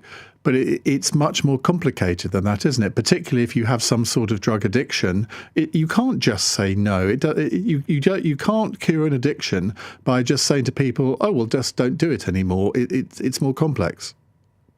Well, there needs to be this transparency, and I think when you're growing up, there needs to be a transparency about drug use and substance use, and they need to be dealt with a level of respect and understanding, and not creating these kind of like taboos. Because as a rebellious youth, you are, and I was, drawn to these taboos, people talking about them, especially if you've got issues with authority, etc. But what you can do now, there's to hit you back with some science, is you can actually take tests to measure your sensitivity to THC, which is the psychoactive element of a lot of cannabis. You can take tests. I know someone who's recently took one in Switzerland to figure out if your brain is the type of brain that can trigger into psychosis with these things. And you can, because like a lot of people don't realize that they might have a certain type of neuro sort of structure that makes you vulnerable to drug-induced psychosis, which is a horrific thing. It can destroy people's lives, but not everyone gets it. So instead of being told as a kid that, you know, if you smoke weed, you're going to end up doing crack cocaine next week under an overpass somewhere, like, we could be told a bit more transparency and a bit more understanding and respect about these things, then maybe the people could have a relationship with them that's not going to be as damaging. You see, you've told me something new there. I didn't know that these tests existed, and you're absolutely right that if you have any doubt that you might be one of these people that is susceptible to some sort of psychotic episode, if you take any sort of drug, whether it's cannabis, ecstasy, whatever, you'd be mad not to take that test. But you said in Switzerland, are they available here?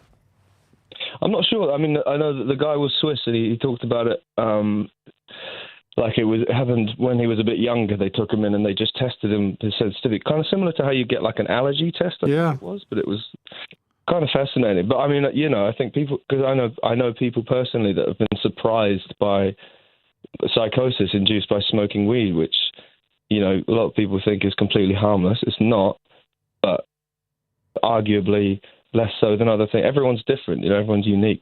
Some people can't drink milk. I wouldn't recommend that if you're lactose intolerant, etc. We can have more of an understanding about our unique vulnerabilities to them. I think it's probably going to be for the best. But I didn't even know that existed, you know, when I was growing up. Well, I didn't even know drug-induced psychosis was even a real thing before I started smoking weed. Yeah. And do you? I mean, what effect do you think smoking weed has had on you, if any? Just chilled me out, man. It's just made me just calm down a little bit. Like, everything's crazy. Also, like, it makes music amazing, makes food amazing, makes all those things amazing. I mean, some people that poo-poo on drugs, etc. Sorry to use, you know, harsh language, but people that poo-poo on it, like, you got to look at some of your favorite artists and realize that a lot of them were you know, they were being spiritually assisted by certain things that. Are you seriously trying to tell me that Bjorn Ulvaeus and Benny Andersson were on drugs when they wrote Dancing Queen? Yeah, well, you know, I can't confirm or deny. But what I will say is, you know, Purple Haze is a great song. It's a great song. I'm hard on that stance. But just quickly, I think your previous gentleman, I was hearing to what he was saying about how people that sort of smoke weed are more likely to, you know, this whole gateway drug debate is kind of like, that's debunked now. Like, these drugs are gateways because people that are buying them off of drug dealers who are criminals, that work for, you know, criminals. It's a criminal organisation that's supplying the drugs. So therefore, if you buy a bit of weed and you're being offered, you know, cocaine and all of that, it's all available there. Whereas if it's a controlled substance and it's separate from crime, then you're putting people less at risk of doing other things that could be more harmful, vis-a-vis, you know, use your imagination. Well, I'm really glad we started off with you because you've informed us, you've told us something new and had a really interesting perspective on this. Thank you very much indeed, and do call in again. Rob says, I'm what is classed as a stoner, and I know many people that smoke cannabis, and I function fine, and everyone I know that smokes it functions fine. I don't see the issue with it. Love your show, Mr. Dale. I'm a big fan. Do you have to be stoned, though, to love the show? Possibly I'll regret asking that. Right, we'll come to more of your calls and messages in just a few moments' time. But first, let's get the latest news headlines at 9:30 with Katie Dartford. The Prime Minister's told business chiefs to join a joint effort to help people deal with the economic impacts of the war in Iran. Energy, shipping and finance chiefs had met Sir Keir Starmer in Downing Street earlier. An average £830 could be handed out to drivers who will miss sold car finance between April 2007 and November 2024. The Financial Conduct Authority's announced 12.1 million agreements will be eligible under its redress scheme. Police in Derby have been given until tomorrow night to question a suspect arrested after several pedestrians were hit by a car. 3 of the 7 people who were seriously hurt on Saturday night have been discharged from hospital. LBC weather becoming gradually cloudy from the west, but eastern areas staying clear to start. Cloudy for most later with a few spots of rain and lows of 3 degrees. This is LBC. When we think of Easter, why do our brains go straight to eggs wrapped in foil and not lamb joints resting in foil? Think outside the chocky egg box and enjoy a third off delicious British lamb joints. Cook them low and slow until tender enough to carve with a spoon, or roast with a rosemary and lemon thyme infusion. Chocolate eggs are only the beginning. Save a third on all British lamb roasting joints at Waitrose, the home of food lovers. Selected lines in stores subject to availability. Prices may vary in Channel Islands, Little Waitrose and Partners and concessions. Offer ends 6th of April. What's the best present you ever got for your birthday? I bet it wasn't as life-changing as £1 million. Every week with the birthday draw, there's £1 million to be won. And you can enter from as little as £1 or via post. And for this week only, we're also guaranteeing 5 winners of £20,000 in our bonus draw. Enter by midnight on Sunday to be in the draw. Visit thebirthdaydraw.com. Is it your lucky day? From Global and ITV. 18 plus, UK only, no purchase necessary. Hey, Harry. Hello, mate. Got any tips? Your best bet is to head to BetVictor. Why's that? They've got more features than you can shake a stick at. They've got cash out, they've got in-play football, racing, tennis, all your favourite sports. They've got the best odds guaranteed on racing, and then there's the bet builder. And of course, you've got the lucky dip. Blimey, dip! I've got to go, fella. It's Nacho night at Casa Redknapp. And holy moly, I forgot the guacamole. Ay, caramba. Listen to Harry and make your best bet at BetVictor. 18 plus terms and conditions apply. Gambleaware.org. Leading Britain's conversation. Iain Dale. Alexa, send a comment to LBC.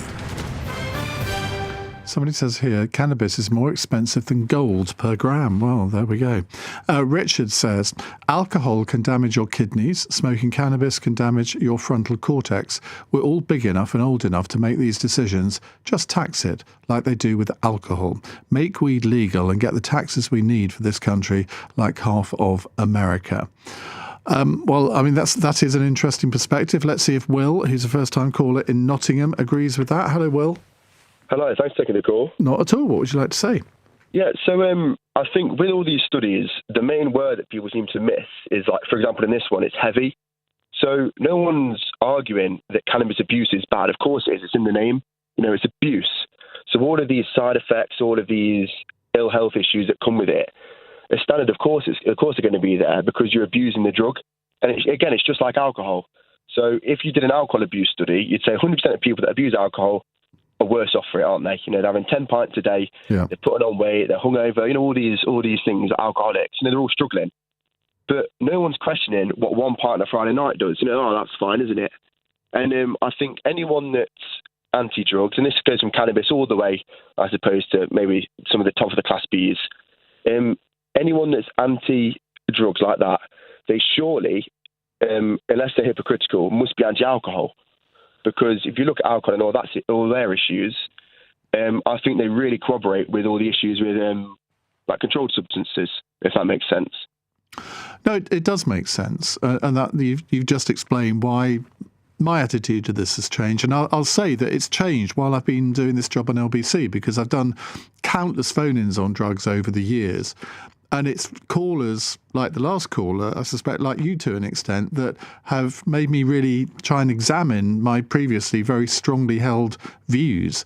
And I am essentially somebody, and I think most people think like this. Most people are libertarians. We don't want to be told what to do by the government. We're capable of making our own rational decisions. And yeah, sometimes we get it wrong. Well, we're human beings. That comes with the as part of being a human being. And okay, if we get it wrong, sometimes the National Health Service has to come to our rescue. But as you say, we don't use that as a reason to ban alcohol. So in many ways, if we're going to be consistent, we should have the same attitude to drugs. Well, of course. And with people like the Green Party, there's a lot of narrative spinning, in my opinion, on it. Because Zach Flanagan, for example, he's not saying that to legalise all the drugs. The main word he keeps using is decriminalise. And the idea behind that is, let's decriminalise cocaine, for example. So if you've got an issue with it, if you're abusing it, and it is obviously very different to cannabis, but even with cannabis, you can then feel safe going to the hospital. And legalised or not, or decriminalised or not, the issues are still there, except people just aren't going to the hospitals, or they're just suffering in silence because they're almost afraid. And I think that if you look at all the police custody blocks and all the hospital admissions on a Saturday night, it's all alcohol, isn't it? And I don't think anyone's misbehaving on cannabis. Yes, they might have episodes, for example, if they are abusing it, but the recreational abuse, and again, I'm repeating myself here a little bit, but it's a lot better for you than alcohol, in my opinion. And that's the issue, is that Zach Polanski and the Greens, they've got this opinion, and I think a lot of people are twisting it because you might as well make him sound like a heroin peddling lunatic rather than a man who's got quite a tame opinion on it, really. And again, his argument is you can either have people buying drugs anyway, which they are. You can't stop that because it wouldn't be happening if you could. And then organised crime groups getting all the profits. And there's so many issues with that. Obviously, the drug trafficking, all of the violence around it. Or it can go to the government's control. And I can't just go to the chemist and buy heroin if this is decriminalised. It still won't be on the shelves. But for cannabis, for example, you may be able to buy it from a reputable dealer controlled by the government. And again, like your previous texter said, taxed, make an absolute fortune.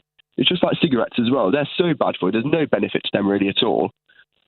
And we're making a fortune off that. And that's the reason it's not criminalised. Same with alcohol, because if we did that, if we got rid of cigarettes and alcohol for the greater good, in quotation marks, the country would be on its knees, and let alone all the riots you'd have with the pub shut-in.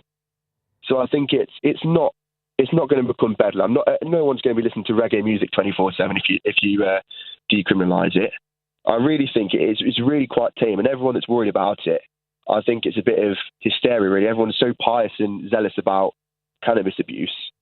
But there's cheeseburger abuse, but you're still allowed a Big Mac. It's just you're not allowed 20 a day. Well, you are. No one's doing that because we can restrict ourselves. We're human beings. We're all adults. Well, most of us are. And I could sit here and have 15 bottles of wine if I wanted to from Sainsbury's, but I don't. And also, in, let's say, 5 years' time, let's say the law changes, I could have 15 grams of cannabis and keel over and, I don't know, be in hospital for a week.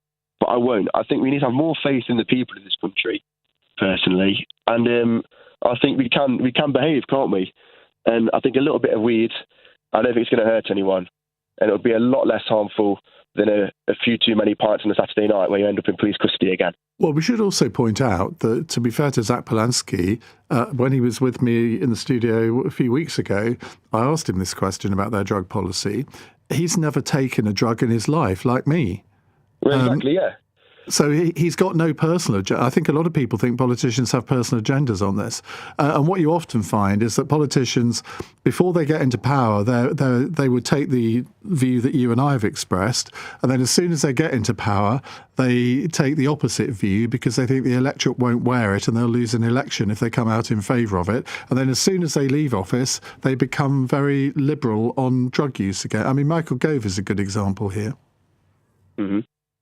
Well, yeah, I think that's the thing. I mean, with without getting too political, of course, there always seems to be quite a lot of agendas with politicians. And again, you say whatever you need to say to get the vote, and then once you're in, you can kind of scrap it. I mean, if we talk about Keir Starmer, not in his drug policy, but there's been quite a notable amount of U-turns, for example. And but I think with Zach Polanski, I know we're diverging a little bit away from like cannabis, but I think he says what he wants, and you might think he's a complete idiot. You might completely disagree, but what you're disagreeing with is his truths rather than his manifesto that's going to change in 5 years, But yeah, I mean, back to the point again. The last thing, if I really had to write a conclusion, it would be we're worried about cannabis abuse, but we're not worried about. No one's saying cannabis is bad. Everyone's saying cannabis abuse is bad, and that's just so obvious. It's like anything. It's like alcohol, cheeseburgers, absolutely everything. Anything can be bad for you if you have too much. It's just all about being an adult and being rational and moderating what you take. Everything in moderation. Well, great call. Thank you very much indeed. I'm looking at my board here. Only one woman is phoning in. I mean, women do take drugs as well. I'd love to hear some more female voices. We'll get Margaret in Islington on in a moment. But first, let's talk to a friend of mine has rung in, Festus Akinboise, former police and crime commissioner for Bedfordshire, calling from St John's Wood. Festus, what's your view on this? Hi, Ian. I think I'm going to be a bit of a party pooper here, and I want to convert you back to your old ways, my friend. Well, I'm so weak tonight that you probably can. No, look, as somebody who's kind of been on the front line as a special constable and then obviously police and crime commissioner, there's a part of this discussion that none of your previous callers have bothered to address. One of them just borderline touched on it, but in a very probably not very accurate way. There is a supply chain here of the drugs that people are consuming. So even if they decriminalize it so that the exploitation of young children into organized criminal gangs and the county lines and all of those things, it will not necessarily take away that criminal element. Why? And the evidence of this if you go to California where drugs are decriminalized, cannabis especially, I think last year they actually seized hundreds of millions of dollars worth of illegal cannabis, despite the fact that they already have decriminalized cannabis use over there. That is happening all over the U.S. because the harder stuff, which is regulated, is what people want because they go to the harder stuff. Yeah, you're absolutely right. But that doesn't negate the argument that if it takes, say, 60% of the people out of the illegal market, then it's still worth doing. No, because the reality is that the harms that is inherent in those drugs are still there. So to say that, well, alcohol is harmful, well, yes, it is. So let's just add more stuff to it, right? So if you look at, for example, as well, there was a study carried out by someone called Dame Carol Black a couple of years ago. In my opinion, probably one of the most extensive drugs researched in the UK done. It found that the cost to our public services for the use of illegal drugs is about £20 billion. So whether it is legal or not, the cost to the NHS will still be there. The cost of social services will still be there. The cost of policing will still be there. Even in the Southwest, there was some research done by the National Police Council which found that in many cases of domestic abuse, the prevalence of drugs in some of those cases was enormous. So while people want to have a debate about whether we should decriminalize cannabis and other drugs or not, the harms of those are still there. So even in Porto, like I said, the mayor of Porto in Portugal, they're now calling for their country to revisit the decriminalization policy. And in Thailand, where they decriminalized cannabis within 12 months, they rolled back on that. So now it's only available for medicinal purposes. I'm just saying that we should be very, very careful about the path we wanted to. I agree. I absolutely agree. We should be very careful. But let me ask you a question. Sure. Do you believe that drugs can ever be eradicated from society? No, because human beings, exactly. We all have habits. So that does not mean that we should make it, just like we have bad people who do bad things. No. But we should normalize my point is that if you can regulate drug use in some way, you're never going to eradicate the illegal side of it. I completely accept that because there will always be people who want something that's of a stronger strength. I get that. But if you can take half of the people out of the illegal side, that would cut crime by a massive amount. It would cut the medical services in the NHS, or the use of medical services, I suspect. No, it won't. Well, why not? No, it won't, because the inherent impact of what those drugs do doesn't go away just because it's legal. It just means it's more accessible. Look, I don't know anyone from the kind but it becomes safer. Sorry? It becomes safer. No, it doesn't, because people want the harder stuff. That's what the evidence shows. Yeah, and if they do, they will still look for it illegally. But what I'm saying is if half of the people in this country... Hang on a second. If half of the people who use drugs in this country at the moment could access them legally... maybe not at the same strength as they use nowadays, but they would be reassured that they were a quality product. They probably wouldn't have to pay as much for them either. Then inevitably, the strain on public services is going to reduce. That's just not what the evidence shows, I'm afraid. And from what I've seen, the reality still remains. If you look at what's happening in other countries, right, where they have decriminalized cannabis, you have a black market that is almost 3 times the size of the legal market, nearly 3 times. Why is that? Because people tend to want the harder stuff because you have a tolerance threshold, right? So if, let's say, the maximum strength, for argument's sake, I don't know, I've never done drugs in my life. So let's say the maximum strength you're going to get once it's regulated is 20%. Well, after you've used 20% for quite a few years, it doesn't have the same kick anymore. I would not know, but I would imagine that's how it works. It's just the way the brains work. You will want something stronger and something stronger because even if you don't go to another drug, you still want a stronger potency of the same drug. So what exactly are you achieving? Well, is that really true? Is that really true? In the days when I used to have the odd tipple, I would drink vodka and orange or Pernod and black currant, being from Essex. Yeah. Why...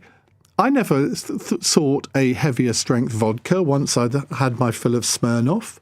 I never sought to have I'm not even sure if there is a stronger version of Pernod. But I mean, if you have a glass of red wine, even if you're addicted to red wine, you don't suddenly think, oh, I need to get one with more alcoholic content in it. It doesn't work like that. This is just the way. Maybe you probably have a better self-control, but no, I don't. Didn't. That's the reason I don't take drugs, because I'm afraid if I did, I'd probably quite like it.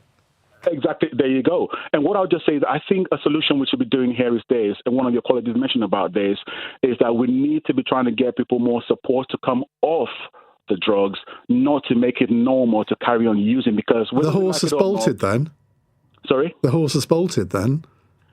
Well, you can still get people off so they don't... I agree. I think drug education is actually the key to this. Festus, you haven't convinced me at all, I have to say, but lovely talking to you as ever. We will be coming to Margaret in Islington in just a moment, but first it's 9:47. Coming up at 10 on LBC, Ben Kentish. As Keir Starmer chairs a meeting on how to help people with the economic fallout of the war in Iran, what is it that you need from the government? Plus, do children in this country need more stress in their lives or less? Ben Kentish at 10. Listen on our free Global Player app or the LBC app. At Kia, we know that inspiration begins with a first. Your first job, your first love, your first home. Now it's time for your first drive in the new Kia EV2 at our First Drive weekends. It's your chance to be one of the first to test drive the Kia EV2 with its innovative technology and elegant eye-catching design. It's small in size, but big in personality. Discover what driving electric really means. Search Kia First Drive weekends to reserve your place today. Kia, movement that inspires. Spring has sprung. Buy any 6 bottles of wine and save 25% at Waitrose. Perhaps a citrusy Lemonette Agave, perfect with halloumi, fresh off the BBQ? Or Esprit de Puissigan with notes of ripe red berry. And maybe go all out with a crisp bottle of Veuve Clicquot champagne. Cheers to spring. Buy any 6 bottles of wine and fizz and save 25%. Waitrose, the home of food lovers. Selected stores online, subject to availability, excludes Scotland box wines and bottles price £6 or under, £100 or over. Hi, I'm Sava, founder of Cool U, the daddy of air conditioning. For over 15 years, Cool U have specialised in installing our fully internal aircon systems throughout London, with no mess, no fuss, and no external condenser. And from April the 10th to the 19th, come and meet me and the team at the Ideal Home Show, London Olympia. Cool U for a cool, comfortable home. Chase is the digital bank that gives you 1% cash back on groceries. So, can I get cash back on cake mix? Indeed. And icing? Yep. And sprinkles? Sure. And candles? Yeah, and you can turn all that cash back into a nice birthday treat. How do you know it's my birthday? Just a hunch. Get 1% cash back on groceries, fuel and everyday transport when you spend with Chase. Search Chase Bank. 18 plus UK residents. 1% cash back on this debit card spending for your first year. Maximum £15 per month. Eligibility and exceptions apply. May be changed or withdrawn. Iain Dale on LBC. Text 84850. 9:49. I've given her a big build-up. It's Margaret in Islington. Hello, Margaret. Hi, Ian. Hi. Hi. Thank you for taking my call. Cannabis is a difficult subject because when I started cannabis as a young person, I was smoking, and it became almost like a gateway drug to harder drugs. And I had a devil's own job to turn my life around. But I'm back with cannabis, and I want to make the point that even though I've stopped cannabis for 30 years or so, I'm back on it, and I'm on it on a medical marijuana prescription. And I want to say that it's changed my life because I've got a rare neurological disease and all sorts of conditions I won't go into, but with the use of cannabis, I've been able to stop all the morphine, all the heavy drugs, diazepam, morphine, all these drugs that will probably end up killing me a lot sooner. And I'm very happy with what I get from medicinal marijuana. And it's not all about smoking because they sell oil and tinctures for people to take, like me. I use the oil, I use the tinctures. I love that word. Yeah, and I have a friend who went blind at the age of 25 and had seizures. And he's on very heavy medication for the seizures. But as soon as he started treating himself with cannabis, the seizures stopped. So there is a great argument for the medicinal use of cannabis. Can I just ask you about that? It's very strong. They sell in the black market. People don't know what cannabis they're getting. But from these companies, you know, the clinics that exist, you have to be interviewed by a doctor. They have to see what your condition is. You could have PTSD, you could have mental health difficulties, and they have to navigate what kind of cannabis would suit your condition. And this is prescribed on the NHS? Yeah. No, it's prescribed privately, so you pay for it. Unfortunately, it's not free. You have to register with a clinic. Many clinics have been given the green light, and they end up supporting many people to go on their books, and you end up paying for the... How much does it cost? Yeah, that is the downside. That is quite expensive. So an oil can cost you $150 if it's high CBD. So I quite like high CBD. I don't like THC to be too high because it can produce a kind of it can be a little bit destabilizing. So you've got to, and I agree with the caller that said we're individuals. We're adults. We can don't eat too many beef burgers or Big Macs.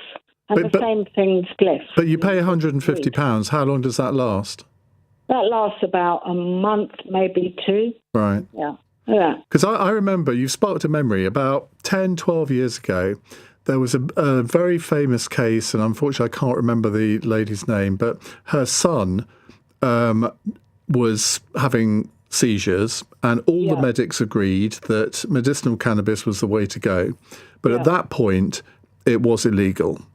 Right. And I remember interviewing her, and I think her son came into the studio with her one day, and we tried to make a real effort to allow her son to be prescribed this, and it took about 2 years for the law to be changed. But even then, 2 years after that, I think there was only 2 cases of the NHS actually prescribing medicinal cannabis. Well, they prescribe capsules. Charlotte Caldwell was this lady's name, and her son was called Billy. Absolutely right. This is in 2018. But now you can get very many varieties through these clinics. You can get little vape. You can get the flower, which people use. You're not allowed to smoke it. You are only allowed to vape it. So I don't buy flower because the association for me with flower is all my life in the past, I used to smoke spliffs. That's something that doesn't interest me. What interests me is to get the medicinal value of this plant. And I know there's some downsides, one of which is that you don't get good quality REM sleep. You don't remember your dreams as much as you perhaps. Oh, I think, well, that is a good reason to smoke cannabis then. I've been having some very weird dreams lately. We won't go into those. Margaret, listen, I want to fit another caller in before we finish at 10. Thank you very much indeed. Some great calls on this. Apologies that I'm not going to be able to get to you all. Let's go to Tony, who's a first-time caller in Camden. Hi, Tony. Hi there. Thank you for having me. I'm calling from the streets of St John's Wood, where I'll be avoiding your friend who's the police officer, but I'm not smoking tonight. I just wanted to kind of give my 2 cents. There's been a lot of great points made. I think I'm going to just for context, I've been smoking recreationally since I was 17, which was perhaps a tad too young to be exposed to it. But, when I went to university, I went to Bristol University, it was extremely normalized to be doing ketamine and cocaine and other, kind of class A drugs. I think, cannabis was something we turned to kind of avoid getting trapped in that lifestyle. I think in this country, we definitely normalize going to the pub and having 8 pints and, vaping and all these types of things that I think are pretty terrible. And, having spent a number of, months in the States, I think we have a lot to learn from their system there. I've pulled up a statistic, the global illicit drug trade market is around £300 billion a year globally. There's about 2.9 million drug users in this country illicitly. Meanwhile, in Colorado, since 2014, they've generated over $2 billion in tax revenue from legalizing cannabis and selling it legally. And I think just in Colorado. Just in Colorado. So, there's a ton of fiscal benefits if it's sold responsibly. You go there, you have an ID, they do background checks on you. It's not like people are queuing up around the block. They're quite sparsely populated, these shops, but it's sold in quite a controlled manner. And also, buying illegally on the streets here, a lot of it's sprayed with horrible chemicals that give you that kind of psychosis effect. So having that extra degree of quality and that extra bar kind of, helps reduce those negative experiences. Just to interrupt you a second, I've just looked up on ChatGPT. The population of Colorado is 6 million. So doing a quick calculation, the British government, if it legalised cannabis and taxed it in the same way that the state of Colorado does, could get an extra 25 billion pounds of tax revenue each year, which would pay for quite a lot of the increased defence expenditure that we need to pay for. Put it back into the NHS to treat those people with liver failure from drinking too many pints. Well, that's the thing, isn't it? That you've got this extra money and it's up to politicians of different parties to think, OK, well, if we have this extra revenue, this is what we would spend it on. I mean, that's what core politics is all about. To govern is to choose. Absolutely. And I think just, looking around with this cost of living crisis, raising extra funds for defence and for the NHS, we have to be a bit creative with how we do it. And ultimately the illicit drug usage market is still going to contribute. I'm not saying legalize all drugs, definitely not. I'm talking about cannabis exclusively, but there's a lot of... Tony, you'll see if you look at your clock or watch or phone or whatever, the time has beaten us. But thank you very much. Consistently brilliant calls in this hour tonight. Thank you all very much indeed. Good job none of you were stoned. Thanks for all of your calls and messages this evening. I'll be back tomorrow from 7. Coming up at 1 on LBC, it's Richard Spur. But right now, it's Ben Kentish. Iain, thank you very much indeed. Hello there, and a very, very good evening indeed this Monday night. Ben Kentish here with you on LBC. On the show. But this is going to have to be a joint effort. The government can't do it on its own. You can't do it on your own. We're going to have to work together on this. As fears grow about the economic fallout from the war in Iran and the cost of energy continues to soar, Keir Starmer today convened a meeting about what the government could do to help with the cost of living. But while other governments are acting, it seems to me that ours for now is simply doing a lot of talking. As things stand, in fact, fuel taxes are going up in September, even while other countries put them down. So how is the increase in costs already affecting you? How worried are you about what's still to come? And what could the government do to make life easier for you? On your radio, on the LBC app, and Play LBC. leading Britain's conversation. This is LBC. From Global's newsroom at 10 o'clock, the Prime Minister has told business leaders it must be a joint effort to tackle the impact of the war with Iran. Sir Keir Starmer has held a meeting with energy, shipping and banking bosses in Downing Street. Meanwhile, the Transport Secretary has been unable to say whether British motorists can expect a further cut to fuel duty later this year. Heidi Alexander has told LBC it will remain under review while the conflict in the Middle East continues. We have continued the 5p cut in fuel duty for the next 5 months. That's in place through until September. And we've ensured that fuel duty isn't going up in line with inflation this year. The Chancellor is going to keep this under review. We don't know exactly what shape this conflict's going to take, how long it's going to take. A British couple imprisoned in Iran for more than a year say they're worried the war in the Middle East has made them more of a target. Craig and Lindsay Foreman were detained while motorcycling through the country in January 2025. They've been sentenced to 10 years in Tehran's notorious Evin prison on